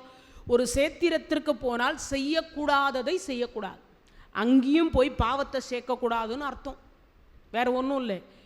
அப்போது புண்ணியகரமான செயல் செய்யணும். என்ன செய்யணும்? புண்ணியகரமாக அங்கே போய் ஒரு அன்னதானம் பண்ணலாம், ஒரு ஆடை தானம் பண்ணலாம். நம்மக்கிட்ட எக்ஸ்ட்ரா புதுசாக இருந்தால் என்ன பண்ணலாம்? ஒரு புடவை தானம் பண்ணலாம், ஒரு என்ன பண்ணலாம், ஒரு வேட்டியை தானம் பண்ணலாம். இல்லை நமக்கு இல்லை அங்கே வேறு யாரோ ஒரு பசின்னு கேட்குறா, ஒரு அன்னத்தை கொடுக்கலாம். சரி அதுவும் இல்லையா, காசு தான் இருக்கா, இந்த வச்சுக்கோ, நம்மக்கிட்ட என்ன இருக்கோ அதை எதையாவது தானமாக கொடுக்கலாம். சேத்திர புண்ணிய சேத்திரத்துக்கு போனால் என்ன பண்ணணும்? தானம் கொடுக்கணும் எல்லாரும். அது இன்னொன்று, அந்தணர்களுக்கு கொடுப்பதில் ஒரு 10 மடங்கு எக்ஸ்ட்ரா. இப்போ சாதாரணமாக இருக்கிறவங்களுக்கு கொடுக்குற பொழுது என்ன கிடைக்கும்? அந்த புண்ணிய ஸ்தானம் கிடச்சிரும். ஆனால் அதுவே கொஞ்சம் வேதம் ஓதக்கூடிய அந்தணர்களுக்கு, புராணம் பாடக்கூடியவங்க, இவங்களுக்கெல்லாம் என்ன கிடைக்குன்னா சதா பகவான் நாமத்தையே சொல்லிட்டு இருக்கிறதுனால அவளுக்கு கொடுக்குற பொழுது ஒரு 10%. நான் சொல்லலை, கருட புராணம் சொல்லுகிறது, அதைத்தான் நான் இந்த இடத்துல சொல்கிறேன். கொடை கொடுக்கலாம் யாருக்கு? அந்தணர்களுக்கு. செருப்பு கொடுக்கலாம். அதுக்கப்புறம் என்ன கொடுக்கலாம்? நம்மால் முடிந்த ஆடை ஆபரணங்கள் கொடுக்கலாம். உணவுக்குரிய பொருள் வாங்கி கொடுக்கலாம். உணவுக்குரிய போய் அரிசி பருப்பு ஏதோ நம்மால் முடிந்தது வாங்கி தானமாக கொடுக்கலாம். இல்லைன்னா தண்ணீர் பானை கொடுக்கலாம் அப்படின்னு சொல்கிறாங்க. இங்கே அடுத்து சொல்கிறாங்க கோயில் போகுதல். புண்ணிய சேத்திரத்துக்கு அடுத்து தினம் நித்தியமாக எப்படி பல்லு தேய்க்கிறோம், எப்படி காத்தால மதியம் நைட்டு, அப்புறம் காலையில் ஒரு காப்பி, மத்தியானம் ஒரு காப்பி, ராத்திரிக்கு ஒரு காப்பி குடிக்கிறோமா, இப்படியெல்லாம் சாப்பிட்ற மாதிரி அந்த காப்பி குடிக்க மாதிரியே கடவுளை வணங்குறதையும் பழக்கத்தில் வச்சுக்கணும். எதில் வச்சுக்கணும்? பழக்கத்தில் வச்சுக்கணும். முஸ்லீம்கள் ஒரு நாளைக்கு எத்தனை வேளை தொழுகிறாங்க? 5 வேளை தொழுகிறாங்களா? ஆனால் நாம் ஒரு வேளை கடவுளை வணங்குறதுக்கே நேரம் இல்லை. 30 சீரியலை உக்காந்து 30 மணி நேரம் உட்காந்து பார்த்துட்டு இருந்தால் அப்புறம் நமக்கு எங்கே இருந்த நேரம் கிடைக்கிறது? அப்புறம் வந்தால் என்ன பண்ணுறதுனே தெரியல, இந்த வயிறும் இடுப்பு அப்படி வலிக்குது, முதுகு வலிக்குது, கால் வலிக்குது, எல்லாம் என்ன பண்ண முடியுன்றீங்க? அங்கே இருந்து நடந்து இங்கே ஒரு கும்பிடு போட்டு போகிறதுக்கு எவ்வளோ நேரம் முடியும்? செய்யணுமா வேண்டாமா? செய்யணும் இல்லையா? ஒரு நாள் அது மட்டும் இல்லை, ஒரு முட்டி போட்டு கும்பிட்டு எழுந்து நின்று இல்லையா? அந்த பிள்ளையார்கிட்ட மண்டை ஆட்டக்கூடாது. நான் தான் மண்டை ஆட்டுறேன்னா நீங்களும் மண்டை ஆட்டக்கூடாது. என்ன பண்ணணும்? உட்காந்து எழ முடிஞ்சவங்கெல்லாம் உட்காந்து எழுங்க. ஒரு எக்ஸசைஸ். இன்னொன்று, அவர் சந்தோஷப்படுவார். ஆஹா, என் முன்னாடி இந்த அம்மா என்னம்மா தோப்பு கர்ணம் போடுது, நன்னாரு, உன்னை எந்த அவஸ்தையும் இல்லாமல் நான் கைலாயத்துக்கு கூட்டு போகிறேன். யாரை கூட்டு போன மாதிரி? அவை பிராட்டியை கூட்டு போன மாதிரி கூட்டிகிட்டு போகிறேன் அப்படின்னு சொல்லுவார். உண்டா இல்லையா? அவை பிராட்டி அவசர அவசரமாக பூஜை பண்ணா. சீதக்கலப செந்தாமரைப்பும் பாதச்சிலமும் பலை செய்பாட பொன்னரை நானும் புந்துகில் ஆடையும் வண்ண மருங்கில் வளர்த்தலகிரி. இப்போ வேக வேகமாக பண்ணான். ஏம்மா இவ்வளவு அவசரம்னா, சேரைமான் தொண்டரும் சுந்தரமூர்த்தி சுவாமிகளும் கைலாயத்துக்கு போகிறாங்க, எனக்கு துணைக்கு ஆள் கிடச்சிருக்கு, நானும் போகிறேன்னா. அப்போ சொன்னார், இப்போ கைலாயத்துக்கு தானே போகணும். ஆமாம், நீ நிதானமாக பாடி பூஜை பண்ணு, நான் உன்னை நிதானமாக கூட்டு போய் விட்டுடுறேன்னார். சத்தியமாக சொன்ன வாக்க தவற மாட்டேன்னார். அந்த அம்மா விநாயகர் அகவல் பாடி முடித்தா கைலாயத்தில் இருந்தா. தும்பிக்கையை நீட்டினார், மேலே உட்காந்தா கைலாயத்துக்கு போயிட்டா. இந்த அம்மா போய் 10 நிமிஷம் கழித்து தான் சேரைமான் தொண்டரும் சுந்தரமூர்த்தி நாயனாரும் போனாங்க. என்ன, எங்களுக்கு முன்னாடி டிக்கெட் எடுத்து ஃப்ளைட் எடுத்து விசா எடுத்து வந்துட்டீங்க போலுக்குது? இல்லை, நான் டிக்கெட்டும் வாங்கலை, விசாவும் வாங்கலை, ஃப்ளைட்டும் ஏறலை. யார் கொண்டு வந்து விட்டா? பிள்ளையார் கொண்டு வந்து விட்டார். அந்த மாதிரி உங்களையும் பிள்ளையார் கொண்டு போய் எங்கே சேர்ப்பார்? சேர்க்க வேண்டிய இடத்துல எந்த அவசியம் இல்லாமல் சேர்ப்பார். அப்போது புண்ணிய சேத்திரத்துக்கு போவது ஒரு புண்ணியம், கோயிலுக்கு போவது ஒரு புண்ணியம், தினமும் இறைவனை வணங்குவது ஒரு புண்ணியம். எப்படி சாப்பிட்றோமோ, எப்படி குளிக்கிறோமோ, எப்படி பல்லு தேய்க்கிறோமோ, இந்த உடம்பினுடைய சுகம் எவ்வளவு தேடுகிறோமோ அதே மாதிரி ஆன்மாவினுடைய சுகத்தை தேடணும். போகிற வழிக்கு புண்ணியம். அப்படி சொன்னால் தான் உங்களுக்கு புரியுன்றதுக்காக சொல்கிறேன். குளத்தில் குளித்தல், புண்ணிய சேத்திரத்துக்கு போனால் குளத்தில் குளிக்கணும். நாமெல்லாம் என்ன பண்ணுறோம்?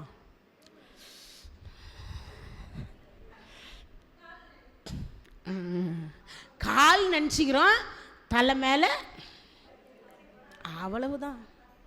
ஆனால் காவேரிக்கு போனால் குளிக்காமல் வந்தால் காவேரிக்கு நஷ்டம் கிடையாது. கங்கைக்கு போனால் குளிக்காமல் வந்தால் கங்கைக்கு நஷ்டம் கிடையாது. யமுனா நதிக்கு போயிட்டு யமுனா குளிக்காமல் வந்தால் யமுனாவுக்கு நஷ்டம் கிடையாது. அதே மாதிரி உங்களுக்கெல்லாம் கூட பக்கத்தில் கடல் இருக்குது. நான் மஞ்சுக்கிட்ட சொல்லிட்டு போகிறேன், கடல்லேருந்து ஒரு சொம்பு தண்ணியை கொண்டு வந்துட்டு ஒரு கேன் தண்ணி கொடுக்க சொல்லி ஒரு சொம்பு தண்ணியே நீங்கள் குளிக்கிறதுல ஊற்றிட்டு குளிச்சுக்கோங்க, 66,000 கோடி தீர்த்தம் இதில் இருக்கிறது அப்படின்னு சொல்லி தலையில் ஊற்றிக்கோங்க. என்னமனா இருந்துட்டு போட்டமே, இதெல்லாம் யார் உங்களை ஞாபகப்படுத்த சொன்னா? கங்கையில் குளிக்கிறதுக்கு போகிறீங்களே, ஒரு பக்கம் மலம், ஒரு பக்கம் ஜலம், ஒரு பக்கம் பிணம். இப்போதான் கிளீனிங், அப்பெல்லாம் கிடையாது. ஒரு பக்கம் பிணம் முதுகில் வந்து தட்டும். ஆமாம், சத்தியமான உண்மை, இது பொய் கிடையாது. இன்னொன்று, இவ்வளோ பேசுகிறீங்கல்ல, ஹரிச்சந்திர சுடுகாடுன்னு ஒன்று இருக்குல்ல, அந்த இடத்துல பிணம் வந்துக்கிட்டே இருக்கும், 24 மணி நேரம் எரிச்சிட்டே இருப்பேன். அந்த பிணத்தினுடைய சாம்பலை தான் கங்கையில் கரைக்கிறா. அதில் தான் நீங்கள் மொத்த பேரும் குளிக்கிறேன்.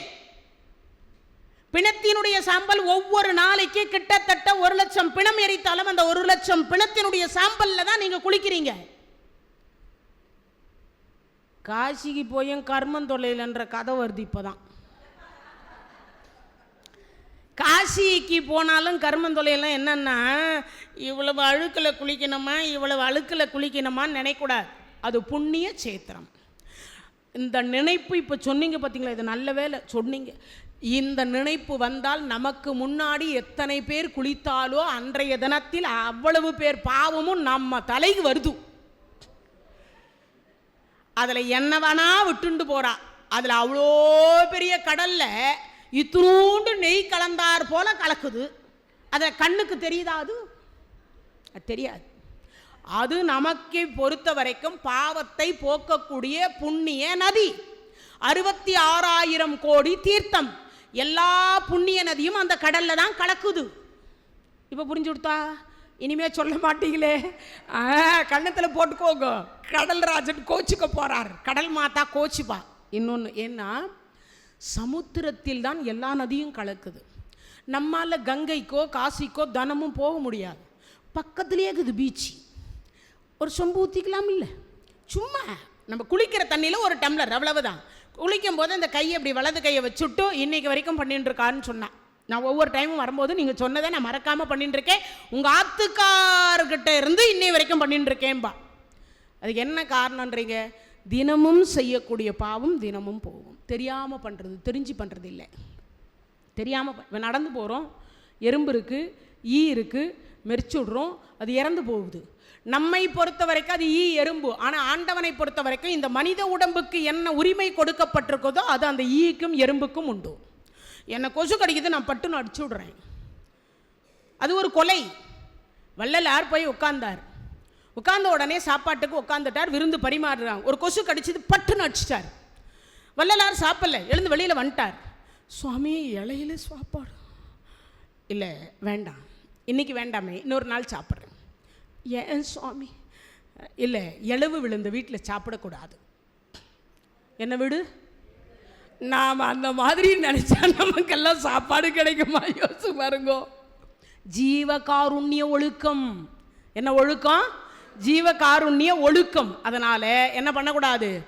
அதை செய்யக்கூடாது. அப்போது ஒரு குளத்தில் குளித்தால் என்ன புண்ணியம்? இன்னொன்று சொல்கிறேன், தெரிஞ்சு வச்சுக்கோங்க. கொஞ்சம் கும்பகோணத்தில் மகாமல குளம் இருக்கு இல்லையா, அந்த குளத்தில் 66,000 கோடி தீர்த்தங்கள் இருக்கிறதாக வரலாறு சொல்லப்படுகிறது. அந்த தீர்த்தத்தில் குளிச்சா என்ன புண்ணியமோ அது இந்த கடலில் குளிச்சா புண்ணியம் உண்டு. அந்த தீர்த்தத்தில் என்ன குளிச்சிங்கன்னா உங்களுக்கு என்ன புண்ணியம் கிடைக்குதோ அந்த புண்ணியம் இந்த கடல் நீரில் குளித்தால் உங்களுக்கு அந்த புண்ணியம் கிடைக்கிறது. அப்போ ஏன் நம்ம குளிக்கக்கூடாது? இப்போ இன்னொரு விஷயம் அதில் அடங்கியிருக்கு, இன்னொரு சூட்சமும் அடங்கியிருக்கு. நம் பிள்ளைகளுக்கு, பேர பிள்ளைகளுக்கு அந்த பாவம் போய் சேராது. இன்னொன்று, அடுத்த ஒரு பிறவி இருக்குமானால் அந்த பிறவியில் அந்த பாவம் நம்மை பின்தொடராது. இதுக்கு ஏன் நம்ம செய்யக்கூடாது? செய்யலாம் இல்லையா? செய்யுங்க. புண்ணிய சேத்திரத்துக்கு போகிறது, கோயில் போவது, குளத்தில் குளிப்பது, கோதானம் செய்வது, கன்னிகாதானம் செய்வது, கஜஸ்தானம் செய்வது, அன்னதானம் செய்வது, ஆடை தானம் செய்வது, அனைத்து தானங்களும் செய்து கண் தானம், நாம் இறந்து விட்ட பிறகு கண்ணில்லாதவர்களுக்கு கண் கொடுப்பது. இப்போ நம்ம அறிவியல் வளர்ந்துடுச்சு இல்லையா? அறிவியல் வளர்ந்துட்டதுனால என்ன பண்ணலாம்? கண் தானம் செய்யணும். அதே மாதிரி இரத்த தானம் செய்யணும். உடம்பு ஆரோக்கியமாக இருந்தால். நீங்கள் பண்ண முடியாது, இருந்தாலும் சொல்கிறேன். நமக்கு தெரிஞ்சவங்களுக்கு ஒரு 4 பேருக்கு சொல்லலாம், நம்ம பேர பிள்ளைங்களுக்கு சொல்லலாம், நம்ம பிள்ளைங்களுக்கு சொல்லலாம். உடனே சில பேர் என்ன நினைப்பா, ரத்தத்தை கொடுத்துட்டு வந்துட்டா அந்த ரத்தம் எப்போ ஊறுமோ, அரை மணி நேரத்தில் ஊறி போயிடும். ஒரு 4 பேரிச்சம்பழம் சாப்பிட்டுட்டு ஒரு ஜூஸ் சாப்பிட்டீங்கன்னா என்ன ஆகும்? அரை மணி நேரத்தில் உங்கள் உடம்பிலிருந்து எடுக்கப்பட்டது. ஆனால் குறிப்பிட்ட ஒரு அளவு வந்துட்டா கிணத்தினுடைய ஊற்று எப்படி நின்று விடுமோ அதுபோல் குறிப்பிட்ட அளவு வந்துட்டா அது அப்படியே ஸ்டாப் ஆகிடும். அதுக்கப்புறம் மறுபடியும் நம்ம உடம்புல எக்ஸ்ட்ரா போயிட்டே இருக்காது. அவ்வளவுதான், ஸ்டாப். இந்த உடம்பு அவ்வளவுதான் தாங்கும்னு ஸ்டாப் பண்ணிக்கும். முடிஞ்சிச்சா? சரி, மேலும் உற்பத்தி ஆனால் என்ன ஆகும்னா அதெல்லாம் கழிவுகளில் போயிட்டே இருக்கும். சரியா? வேர்வை மூலியமாகவோ இல்லை நாம் மலஜலம் கழிக்கிறோம் இல்லையா, அதில் போயிட்டே இருக்கும். ஆனால் பிளட்டு இப்போ ஒரு 1 யூனிட் கொடுக்குறோம், 2 யூனிட் கொடுக்குறோன்னு சொல்கிறாங்க இல்லையா, அப்போது ஒரு அரை மணி நேரம் மிஞ்சி போனால் ஒரு 1 மணி நேரத்துக்குள்ளேயே மறுபடியும் அது ஊறிவிடும் உடம்புல ஆட்டோமேட்டிக்காக. ஏன்னா புதிய ரத்தம் நம்ம உடம்புல ஓடுனா நோய் வராது, பிளட்டு சர்க்குலேஷன் ஆகிட்டே இருக்கும். ஆனால் நிறைய பேர் என்ன பண்ணுவா, ரத்தம் கொடுக்குறதுனா பயப்படுவா, கொடுக்க மாட்டா. ஆனால் அது கொடுத்தா ஒரு உயிரை காப்பாற்றலாம். இன்றைக்கி நிறைய பேர் கோமா ஸ்டேஜுக்கு போனவங்க, நிறைய பேர் இந்த மூளை சாவடைந்தவங்கெல்லாம் உறுப்புகள் தானம் பண்ணுறா. அவர் இறந்து விட்ட பிறகும் கூட அந்த உறுப்புகள் தானம் பண்ணுறா. இன்னொருத்தர் சில பேர் அதை பிழைக்கிறார்கள், இன்னும் சில பேர் பிழைக்கிறாங்க. அப்படி என் கணவரும் உயிரோடு இருந்திருப்பார். இந்த இடத்துல அதை சொல்லணும். நான் ஒரு 20 லட்ச ரூபா கட்டிட்டு பாம்பேக்கு அவருக்கு ஒரு இதய மாற்று அறுவை சிகிச்சைக்கு மூவிங் பண்ணோம். அப்படி மூவிங் பண்ணுகிற பொழுது என்ன நடந்தது தெரியுமா? அவங்க கொடுக்கக்கூடிய நரம்பும் இவருடைய நரம்பும் செட் ஆகலை. இவருக்கு முடியளவு தான் இருந்தது நரம்பு, அவரது விரல் பெருசு இருந்தது. அதனால் அது கேன்சல் செய்யப்பட்டது. இது எதுக்கு சொல்கிறேன்னா, அந்த உறுப்பை அவர் தானமாக கொடுத்தார், ஆனால் அதை ஏற்றுக்கொள்ளக்கூடிய இது இல்லை, இவருக்கு அந்த இது இல்லை. அதனால் அந்த இறப்பு நேர்ந்ததாக கூட இருக்கலாம், இல்லை விதி அவ்வளவுதான்றது. இது எதுக்கு சொல்கிறேன்னா, அப்படியும் தானம் கொடுக்கிறார்கள் என்பதை நான் இந்த இடத்துல சொல்ல வரேன். அப்படியும் தானம் கொடுக்கப்படுகிறது அப்படிங்கிறதுக்காக சொல்கிறேன். அது கொடுக்கலாமா வேண்டாமான்னு நான் இங்கே திருவான்மையூர் மருதீஸ்வரர் கோயிலில் அதை சொல்லும் பொழுது, இறைவன் கொடுத்த உடம்பை இறைவனிடத்தில் இந்த மண்ணுக்கு இந்த நெருப்புக்கு அப்படியே கொண்டு போய் சமர்ப்பணம் பண்ணணும், நான் கொடுக்க மாட்டேன்னு ஒரு அம்மா சத்தியம் பண்ணி சொல்லுது. நீ அப்படி சொல்கிற, சரி, உனக்கே இப்போ ரத்தம் ஏதோ உடம்பு சரியில்லை, ஒரு ஆப்ரேஷன் நடக்குது, ஒரு ரத்தம் தேவைப்படுது, யாருமே கொடுக்க மாட்டேன்னா உங்கள் கதி என்ன ஆகும்? இல்லையா? யாரோ கொடுக்குறத ரத்தத்தை தனியாக யாரும் உற்பத்தி பண்ண முடியாது இல்லையா? யாரிடத்துலையோ இருந்து தானே பெற முடியும். அப்போது ஏதாவது செய்யணும் இல்லையா? அப்போது முடிஞ்ச வரைக்கும் என்ன பண்ணணும்? கிழிஞ்ச துணியாவது தச்சு என்ன கொடுக்கணும்? ஏழைங்களுக்கு, இல்லாதவங்களுக்கு கொடுக்கணும். ஒருவேளை சாப்பாடு போடணும். இங்கே முழுக்க முழுக்க என்ன சொல்கிறாங்க? உறுப்புகள் தானம் செய்வது, இது எல்லாம் செய்யணும். ஏதாவது ஒன்று செய்யணும். அதுக்கப்புறம் தவம் செய்யணும்.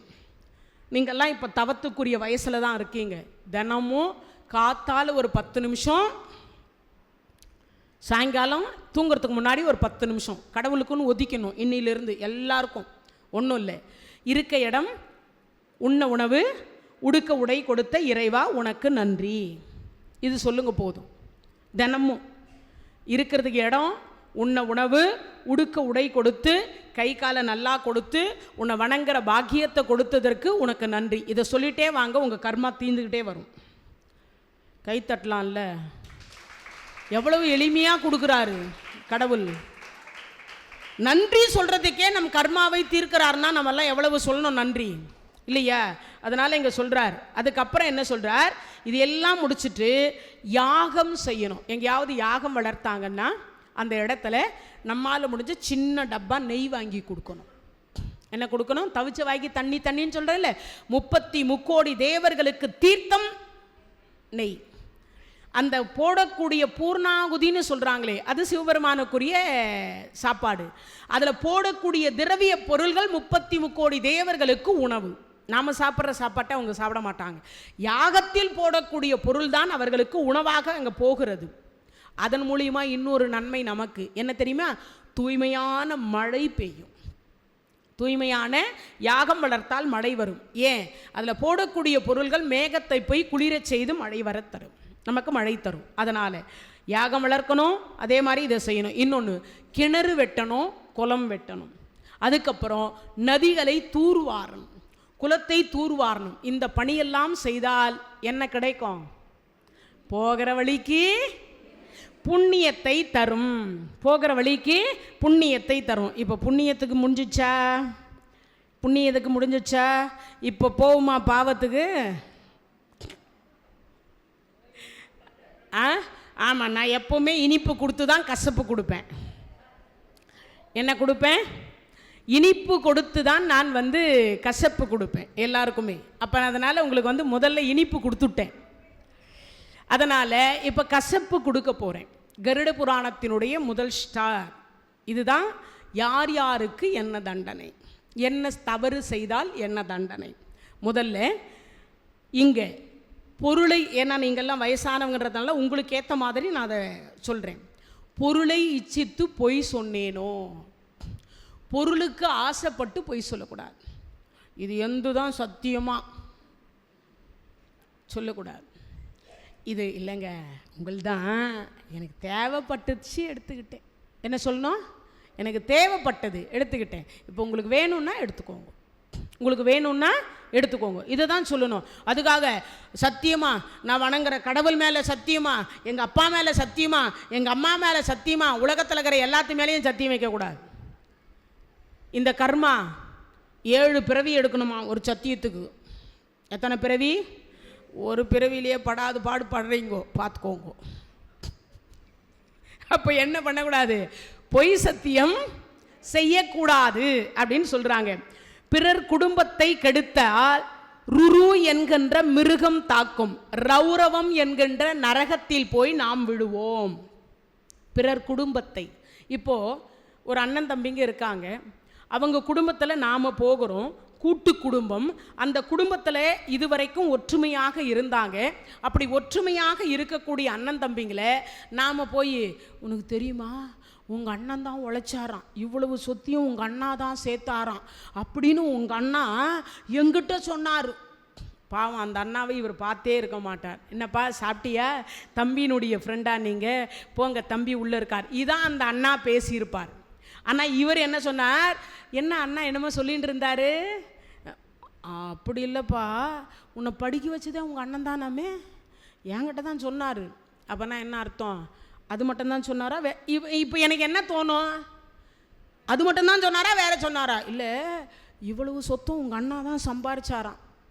ஏதோ இப்போ தான் நீ 2 வருஷமோ 3 வருஷமோ தான் ஆகுதாமே வேலைக்கு போய், அதையும் சொன்னார். அதுவும் சம்பளம் வாங்கி கூட நீ ஏதோ கொடுக்குறதில்ல அப்படின்ற மாதிரி சொல்ல வந்தார். அதுக்குள்ளே நீ கூப்பிட்டுட்ட கூடியிருக்கிற குடும்பத்தை. அந்த மாதிரி செயல் செய்யக்கூடாது. இன்னொன்று, 2 நண்பர்கள் இருக்கிறார்கள், 2 பேர் நண்பர்கள். இது குடும்பத்துக்கு மட்டும் கிடையாது. நண்பர்களை பிரிப்பது, தோழிகளை பிரிப்பது, அப்பா அம்மாவை பிரிப்பது, அண்ணன் தம்பிங்களை பிரிப்பது, அம்மா பெண்ணை பிரிப்பது, அதே போல உறவினர்களை பிரிப்பது, இது எல்லாமே இதில் அடங்கும். இது எல்லாமே அடங்கும். 2 பேர் நல்ல தோழிகளாக இருக்கிறார்களா, ஏதோ இப்போ அதுக்கும் ஒரு காரணம் இருக்கு. ஒரே ராசி ஒரே நட்சத்திரம்னா சேர மாட்டாங்க. சில ராசி சில நட்சத்திரம் இருக்கிறவங்களுக்கு என்ன வரும், நட்பு ஏற்படும். எப்படி ஏற்படும்? நட்பு ஏற்படும். அப்போ என்ன காரணம்னு நினைக்கிறீங்க? அந்த ராசி அந்த ராசியோட சேராது, அந்த நட்சத்திரம் அந்த நட்சத்திரத்தோடு சேராது. சில பேரை பார்த்தா நமக்கு பிடிக்கவே பிடிக்காது, கோபமாக வரும். அவங்கள பார்க்கும் போதெல்லாம் கோபம் வரும். அதுக்கு என்ன காரணம்னா, அவர்கள் ராசி நட்சத்திரம் நமக்கு ஏற்றுக்கொள்ளாது. ஆனால் அதுக்காக அவங்க கெட்டவங்கன்னு அர்த்தம் இல்லை, நீங்கள் கெட்டவங்கன்னு அர்த்தம் கிடையாது. அப்போ நம்ம மனதை 6வதாக ஒரு அறிவு கொடுக்கப்பட்டிருக்கிறது. எதனாலனா, ஏதோ நமக்கு அவர்களை பிடிக்கல, ஆனால் அவர்களை குறை சொல்லக்கூடாது. என்ன சொல்லக்கூடாது? குறை சொல்லக்கூடாது. இப்போ மாமியாரை பற்றி மருமகிட்ட குறை சொல்லக்கூடாது, மருமகளை பற்றி மாமியார்கிட்ட குறை சொல்லக்கூடாது. ஏன்னா அந்த வேலையை நாம் நிறைய செய்வோம். பெண்களுக்கே உரிய ஒரு தன்மை அந்த தன்மை. அப்போது அவர்களுக்குரிய தண்டனை என்ன அப்படின்னு சொன்னால், பிறர் குடும்பத்தை கெடுத்தா ரௌரவம் என்று சொல்லக்கூடிய தண்டனை கொடுக்கப்படும். அந்த ரௌரவம் என்கின்ற நரகம் என்ன அப்படின்னா, ருரு என்று சொல்லக்கூடிய ஒரு மிருகம் என்கின்ற ஒன்று நம்மை இந்த உடம்பை படாத பாடுபடுத்தும். என்ன படுத்தும்? படாத பாடுபடுத்தும். சரி, ஒரு கேள்வி கேட்பீங்க, நாம தான் ஆன்மாவில் போகிறோமே, நாம தான் என்ன பண்ணுறோம், ஆன்மாவில் போகிறோமே, அப்போ எப்படி நம்மளை அந்த மிருகம் வதைக்கும் இல்லை கொடுமைப்படுத்தும்? ஒரு கேள்வி வருது எல்லார் மனசுக்குள்ளேயும். யாத்னா என்று சொல்லக்கூடிய சரீரத்தை தருவார். இந்த உடம்பை விட்டுட்டு இந்த உயிர் பிரிந்து விட்டால் யாத்னா என்று சொல்லக்கூடிய ஒரு உருவத்தை நமக்கு எக்ஸ்ட்ரா கொடுப்பார். எங்கிருந்து? இங்கிருந்து நரகத்துக்கு போகிற வரைக்கும் அந்த உருவம் தரும். அப்போ எவ்வளவு அடித்தாலும் தாங்குறாயா இவன். அந்த மாதிரி நம்மளை சித்திரவதை செய்வதற்காகவே அந்த உருவம் கொடுக்கப்படுகிறது, அந்த சதை பிண்டம் கொடுக்கப்படுகிறது, அந்த உடம்பை தரப்படுகிறது. அப்போ தவறு செய்வோமா? செய்யக்கூடாது இல்லையா? அதுக்கு அடுத்து, இது நம்ம மதத்தில் மட்டும் இருக்குன்னு நினைக்காதீங்கோ. இது நம்ம மதத்தில் மட்டும் கிடையாது, எல்லா மதத்துக்கும் இந்த தண்டனை பொதுவானது. பேர் வேற வேற வச்சுட்டு இருக்கோம். முஸ்லீம்கள் கபஸ்தானம்ன்பா, மறுமையிலும் நன்மை செய்யணும்பா. தெரியுமா உங்களுக்கு? மறுமையிலையும் நன்மை செய்யணும். அவருடைய கபஸ்தானத்தை வெளிச்சமாக்கி கொடு இறைவா அப்படின்னு வேண்டுவாங்க, பிரார்த்தனை பண்ணுவாங்க. தொழுகையில் அவங்க என்ன பண்ணுவாங்க? துவா செய்வாங்க. இது அவங்களுக்கும் உண்டு. அதே மாதிரி தான் இயேசுநாதர் இடத்தில் முட்டியை போட்டு கிறிஸ்தவர்கள் என்ன பண்ணுறா, நாம் பண்ண பாவத்தை எல்லாம் மன்னிச்சிடு மன்னிச்சிடு மன்னிச்சிடு மன்னிச்சிடுன்னு பாவ மன்னிப்பை கேட்டுக்கொண்டிருக்கிறார்கள். ஏன்? எங்களுக்காக நீ சிலுவையில் அறைந்தாய் அல்லவா, அதனால் அப்படிப்பட்ட ஒரு துன்பம் எங்களுக்கு நேரக்கூடாது. எங்களையும் அங்கு இருக்கக்கூடிய இறைவன் கையில் ஆணி அடிச்சு நெஞ்சில் ஆணி அடிச்சு சிலுவையில் அறைய வேண்டாம் என்பதற்காக என்ன சொல்வாங்க? அவங்களும் என்ன கேட்குறாங்க? ஜபம் பண்ணுறாங்க, மன்னிப்பு கேட்குறாங்க. அப்போ எல்லா மதத்துக்கும் உண்டா? அப்போ எல்லாருக்கும் அந்த நரகம் தெரிகிறதா? ஆனால் நாம தான் என்ன பண்ணுறோம்? செத்ததுக்கப்புறம் வர்றதெல்லாம் ஒரு பெரிய விஷயமா? யார் பார்த்துட்டு உட்காந்துருக்கான்? நம்ம அண்ணன் பார்க்க போகிறானா, தம்பி பார்க்க போகிறானா, மாமன் பார்க்க போகிறானா, மச்சான் மகன் பொண்டாட்டி பார்க்க போகிறாளா, புள்ள பார்க்க போகுதா? ஆனால் இல்லை, யாரும் பார்க்காவிட்டாலும் உன் சரீரம் ஆன்மா என்று சொல்லக்கூடியது அந்த நரக வேதனையை அனுபவிச்சே ஆகணும். அதிலிருந்து யாரும் மாறுபடவே முடியாது, அதிலிருந்து தப்பிக்க முடியாது. மெயின் விஷயம் என்ன பண்ண முடியாது? தப்பிக்க முடியாது. அப்போ பிறர் குடும்பத்தை கெடுத்தா ரௌரவம் என்று சொல்லக்கூடிய ருரு என்கின்ற மிருகம் அந்த இடத்தில் அந்த நரகத்தில் கொண்டு போய் விட்டு நம்ம என்ன படுத்துவாங்க, படாத பாடு படுத்துவாங்க. அப்போது அண்ணன் தம்பிங்களை பிரிக்கக்கூடாது, அக்கா தங்கச்சியை பிரிக்கக்கூடாது, தோழிகளை பிரிக்கக்கூடாது, அப்பா பிள்ளைகளை பிரிக்கக்கூடாது, எக்காரணத்தை கொண்டும் குடும்பத்தை கோல் சொல்லி கலைக்கக்கூடாது. குடும்பத்தை கோல் சொல்லி கலைக்கக்கூடாது. இது முதல் உங்களுக்கு கொடுத்துருக்கேன். அடுத்ததாக கொடுக்குறேன், தன்னலம் ஆக இருக்கணும் என்று மற்றவரை துன்புறுத்தக்கூடாது. நாம் சுகமாக இருக்கணும்னு மற்றவங்களை கஷ்டப்படுத்தக்கூடாது. நாம் கஷ்டப்பட்டாலும் பரவாயில்ல, மற்றவங்க கஷ்டப்படக்கூடாது. நம்ம அதை தான் கேட்கணும் கடவுள்கிட்ட. நாங்கள்லாம் உங்களுக்கு சொன்னேன் இல்லையா, தினமும் வந்து வணங்குங்கன்னு. அப்போ என்ன நினைக்கணும் நீங்கள்லாம், இந்த பூமியில் இருக்கக்கூடிய எல்லோரும் சுகமாக இருக்க வேண்டும், எல்லோருக்கும் நோயற்ற வாழ்வே குறைவற்ற செல்வத்தையும் நீ தந்தருள வேண்டும். கடவுள்கிட்ட கேட்கணும், எல்லாரும் நல்லா இருக்கணும்னு எல்லாரும் நல்லா இருந்தாதான் அதன் நடுவே நான் நல்லா இருக்க முடியும். எல்லாரும் கெட்டு போயிட்டீங்கன்னா அதுக்கு நடுவில் நான் மட்டும் நல்லா இருந்து என்ன பிரயோஜனம்? இப்போ என்னை சுற்றி 10 பேர் இருக்கா, 10 பேருக்கும் ஏதோ ஒரு பிரச்சனை, எல்லாருக்கும் ஒரு நோய் ஏதோ இருக்குது. பார்க்கும்போதெல்லாம் என்ன தோணும், ஐயோ தாங்க முடியல, ஒரே இம்சியாக இருக்குது, அப்படி தானே தோணும். சந்தோஷமாக இருப்பேனா? இருக்க முடியாது இல்லையா? ஆனால் எல்லாரும் சுற்றி நல்லா இருந்தால் எனக்கு என்ன தோணும், எல்லாரும் நல்லா இருக்கும், விடு கடவுள் எல்லாரும் நம்மளை நல்லா வச்சுருக்கார். அப்போ என்ன தோணும், நாமும் நல்லா இருக்கோம், அப்படி தானே தோணும். அப்போது அவர்களும் சந்தோஷமாக இருப்பாங்க, நாமும் சந்தோஷமாக இருப்போம். அதை சொல்கிறார், தன்னலமாக இருக்க வேண்டும் என்று மற்றவரை துன்புறுத்துதல். அப்படின்னா என்ன அர்த்தம்? கும்பி பாகம் என்று சொல்லக்கூடியதை அந்நியன் படத்தில் காமிச்சார் தெரியுமா? அதுதான் அது கும்பி பாகம் என்று. எண்ணெய் கொப்பரையில் போட்டு வறுத்தெடுப்பா, கொதிக்குமா அந்த எண்ணெய் கொப்பரை. உடனே கேட்டுறாதீங்க இத்தினூண்டு கடாய் வச்சுருப்பாளான்னு. அது இருக்கும் ஒரு ஸ்விம்மிங் பூல் மாதிரி. ஆமாம், அதை கொதிச்சுக்கிட்டே இருக்கும். ஸ்விம்மிங் பூல்லெல்லாம் கூட கம்மி, தமிழ்நாடு பெருசு இருக்கும். ஆமாம், நம்மளை மாதிரி எவ்வளோ பேர் பண்ணிட்டு போவாங்க, அவ்வளவு பெரிய அதில் இறக்கி இறக்கி ஏத்தனமா இல்லையா? செய்வியா செய்வியா செய்வியா செய்வியா? நான் இல்லை, சிராவாணர்கள் என்று சொல்லக்கூடியவர்களும் யமதூதர்கள் என்று சொல்லக்கூடியவர்களும் நம்மை அடித்து அடித்து அடித்து துன்புறுத்தி அங்கே இப்படி தானே அவங்களுக்கு இருந்திருக்கும். இப்போ நீ அதை அனுபவி. கஷ்டமா இருக்கா, கஷ்டமா இருக்கா, ஐயோ என்னை விட்டுட, நான் ஒரு கோடி வேணாலும் கொடுக்குறேன். ஏண்டா இங்கே வந்துமா லஞ்சம்? சரி போனா போது ஒரு 1/4 ஏக்கரை 1/2 ஏக்கரை எழுதி வைக்கிறேன்.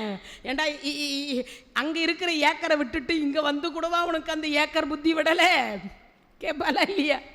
எத்தனை கோடி கொடுத்தாலும் அங்கேருந்து இதில் இருந்து எதுவும் ஆனால் ஒன்று செஞ்சால் தப்பிக்கலாம். என்ன செஞ்சா? புண்ணியம் செய்தால் தப்பிக்கலாம். அப்போ வாழுகிற பொழுது எவ்வளவு புண்ணியம் செய்ய வேண்டும். இன்னொன்னையும் இந்த இடத்துல சொல்லணும். நிறைய பேர் சொல்கிறாங்க, நான் எறும்புக்கு கூட துரோகம் இழைத்ததில்லை, நான் எந்த பாவமும் செய்யலை. பாவம் செய்யாமல் இருக்கிறது மட்டும் பெரிய விஷயம் இல்லைங்க, தன்னிடத்தில் இருக்கக்கூடிய பொருளை மற்றவர்களுக்கு பகிர்ந்து கொடுக்காமல் இருப்பதும் பாவம். இப்போ எல்லாம் சொல்கிறா இல்லை, சுவிஸ் பேங்க்கில் அந்த பேங்க்கில் இந்த பேங்க்கில் எல்லா பேங்க்லையும் சேர்த்து வச்சுக்கிறாளே, அந்த செல்வத்தை இல்லாத ஏழைகளுக்கு கொடுத்திருந்தால் அந்த ஏழைகள் அவர்களை வாழ வைப்பார்கள், 7 தலைமுறையும் வாழும். ஆனால் அந்த பேங்க்கில் போட்டு வச்சு என்னையா சாதிக்க போகிறீங்க? அப்போது ஒரு பொருள், இப்போ இறைக்கிற கிணறு சுரக்கும், இறைக்கிற கிணறு சுரக்கும். அப்போ நீ எத்தனை வைத்திருந்தாலும் பரவாயில்ல, எவ்வளவு வச்சிருந்தாலும் பரவாயில்ல, கொடுத்தால் புண்ணிய கணக்கு, நீ சேர்த்து வைக்க வைக்க அது பாவ கணக்கு. ஏன்? பணம்னு ஒன்று இருந்தால் செலவு பண்ணணும், சாப்பாடுன்னு ஒன்று இருந்தால் சாப்பிட கொடுக்கணும், ஆடைன்னு ஒன்று இருந்தால் 10 ஆடை வச்சுக்கிட்டு ஒரு 10 ஆடையை தானம் கொடுத்துடணும். உனக்கு வேண்டதை வச்சுக்க, வேணையா வேண்டாமா, உனக்கு இந்த பொருள் தேவைப்படலையா, அது அப்படியே நமக்கு என்னைக்காவது உதவும் என்னைக்காவது உதவும் என்னைக்காவது உதவும்னா, வையிர் கதிர் வடிவேலோனை வாழ்த்தி என்றும் நொய்யில் பிளவல வேணும் பகிர்மிங்கள் நுங்கட்கு வாரா வெய்யிற்கு ஒதுங்கா உடம்பின் வெறு நிழல் போல் கையில் பொருளும் உதவாது காணும் கடைவலிக்கே. நீ போகிற அன்னைக்கு ஒன்றுத்தையும் தூக்கிட்டு போக முடியாது, 1% கூட உன் பின்னாடி வராது. எது? வீடு வரை உறவு, வீதி வரை மனைவி, காடு வரை பிள்ளை, கடைசி வரைக்கும் ஒன்றும் கிடையாது. ஆனால் நீ செய்த புண்ணியம் இங்கே மட்டும் இல்லைங்க, அங்கே வரைக்கும், சுடுகாடு வரைக்கும் இல்லைங்க, யமலோகம் வரைக்கும், யமலோகம் மட்டும் இல்லைங்க, நரகம் வரைக்கும், நரகத்திலிருந்து சொர்க்கம் வரைக்கும், சொர்க்கத்திலிருந்து கைலாயம் வரைக்கும் தனக்கு மிஞ்சியது தான் தானம் தர்மமும். அப்படின்னா என்ன புரிஞ்சதா? இப்போ தனக்கு இந்த பூமியில் நான் சேர்த்து வச்சுருக்கிறது நான் மட்டும் அனுபவிப்பதற்கு அல்ல, பிறருக்கு கொடுத்து அதிலிருந்து புண்ணியத்தை சேர்த்தால் மட்டும்தான் அந்த தானமும் தர்மமும் என்னையே சேரும்.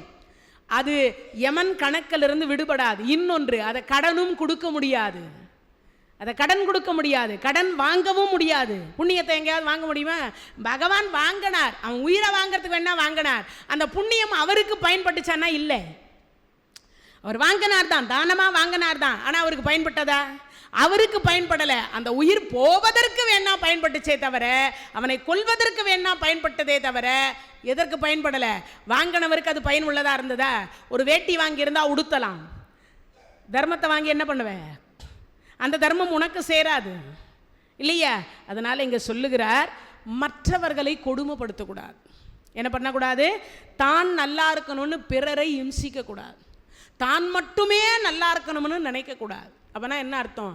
எல்லாரும் நல்லா இருக்கணும், நாமும் நல்லா இருக்கணும். அதை நினைத்தால் நீ நன்றாக வாழ்வாய். அடுத்து கொடுக்குறார். என்ன சொல்கிறார்? அதுக்கு தான் கும்பி பாகம்ன்றதுல போடுவாங்க. சொல்லிட்டேன். இப்போது என்ன புரிஞ்சுதா? எல்லோரும் இனிமேல் என்ன பண்ணுவீங்க? சுவாமி கிட்ட எல்லாரும் நல்லா இருக்கணும், நானும் நல்லா இருக்கணும் அப்படி கேட்டோம்னா அந்த சுவாமி என்ன பண்ணுவா? பரவாயில்லப்பா, எல்லாரும் நல்லா இருக்கணும்னு நினைக்கிறாங்க, இவங்களுக்கு அந்த புண்ணியத்தை தருவோம் அப்படின்னு கொடுப்பார். அப்போ நாம் எங்கே போக மாட்டோம்?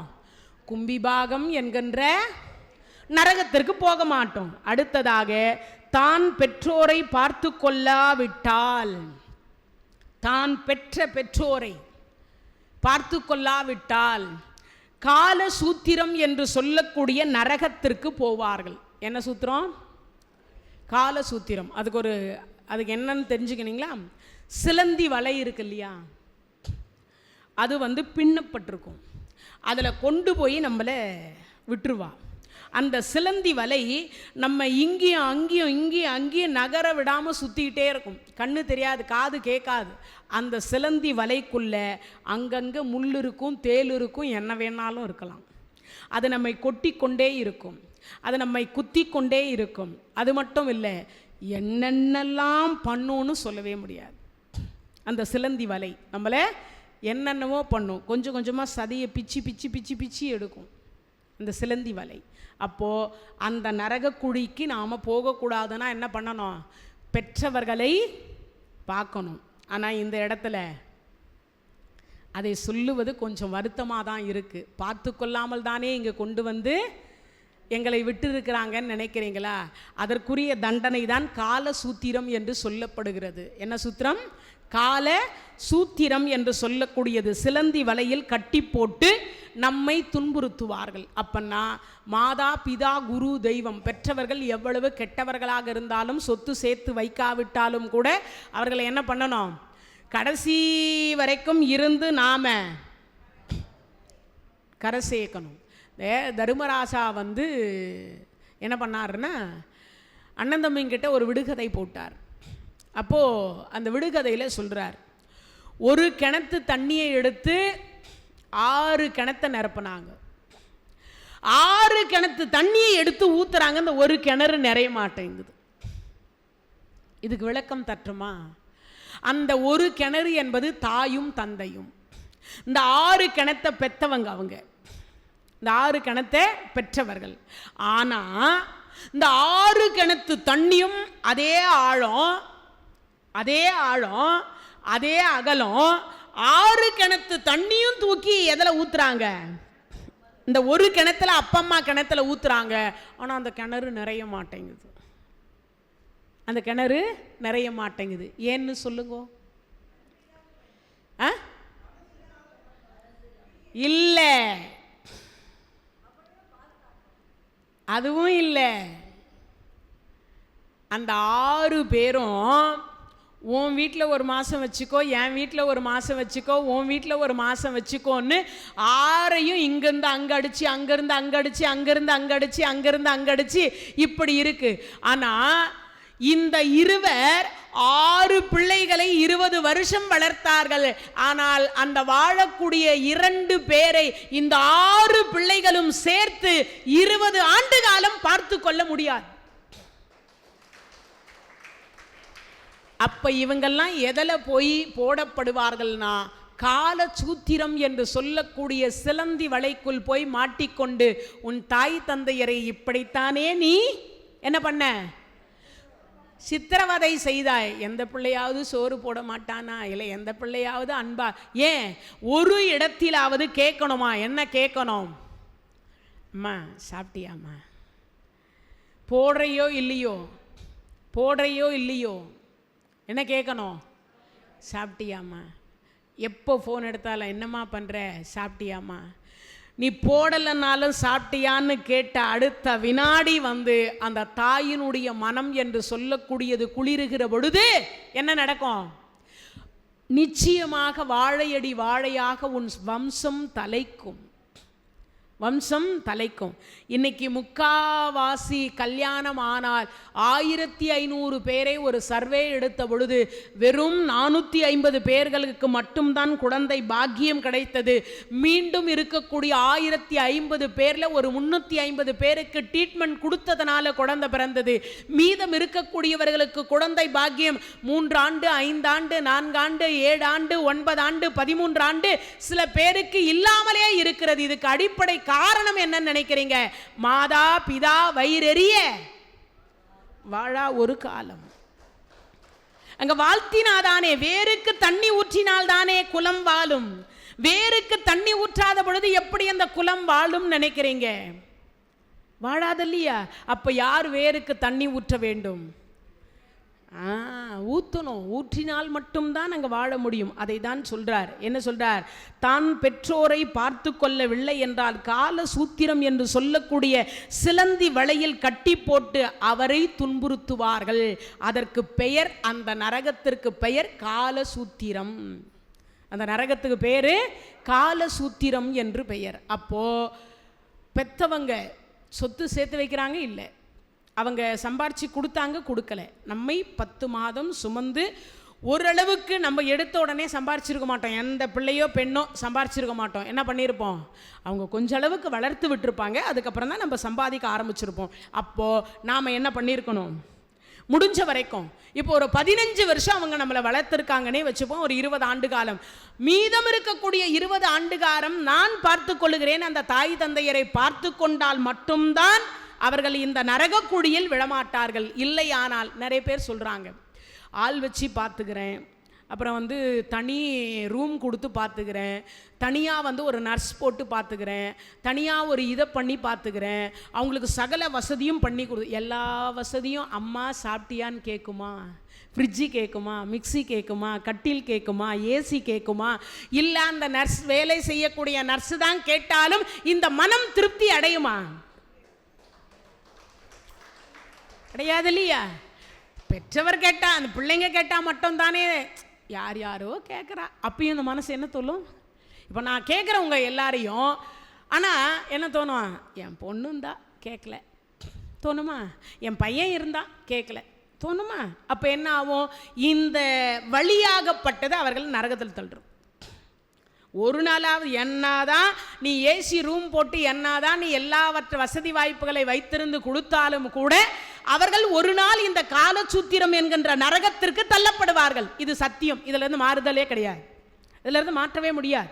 அப்படிப்பட்டதுதான் பெற்றோரை கைவிடுவோர் பிள்ளைகள் அனுபவிக்கக்கூடிய நரகம். அடுத்ததாக சொல்லுகிறார். என்ன சொல்றார்? தான் செய்ய வேண்டிய நித்திய கர்மா. இது ரொம்ப முக்கியம். உங்களை எல்லாருக்குமே நான் போன முறை வந்திருக்கும் போதோ இல்லை அதுக்கு முன்னாடி வந்திருக்கும் போதோ என்கிட்ட மஞ்சு சொல்லி ரொம்ப வருத்தப்பட்டாங்க. யாரோ ஒரு பிள்ளை வெளிநாட்டில் இருந்தார், அவங்க அம்மா இறந்துட்டாங்க, கடைசியாக அவங்கள பார்க்கணுன்னு ஆசைப்பட்டா, ஆனால் அவர் வீடியோ காலில் கூட வரல. உங்களுக்கு என்ன அமௌண்ட்டோ நான் அமுச்சு வைக்கிறேன், நீங்களே முடிச்சுடுங்கன்னு சொன்னதாக அவர் சொல்லி என்கிட்ட வருத்தப்பட்டா. ஒரு 3 மாதம் இருக்கும்னு ஒரு 3 மாதம் இருக்குமா, நம்ம 2 பேரும் நிகழ்ச்சி, ஒரு திதி நிகழ்ச்சிக்கு போனோம். நானும் எங்கள் அம்மாவும் போனோம். அப்போ போகும்போது 22 வயசு அந்த பெண் குழந்தைக்கு அவங்க ஜப்பானில் இருக்காங்கன்னு நினைக்கிறேன். அவர் கல்யாணம் ஆன உடனே மனைவியை கூட்டு போயிட்டார். அப்பா இங்கே இறந்து விட்டார். டேப்பா ஒரே பிள்ளை, நீ தாண்டா கொல்லி போடணும். அம்மா அழுது கேட்டிருக்கா. அதெல்லாம் இப்போ என்னால் வர முடியாது. அவர் ஒரு டாக்டர், டாக்டருக்கு படிச்சு வச்சது இந்த அம்மா, இந்த அப்பா.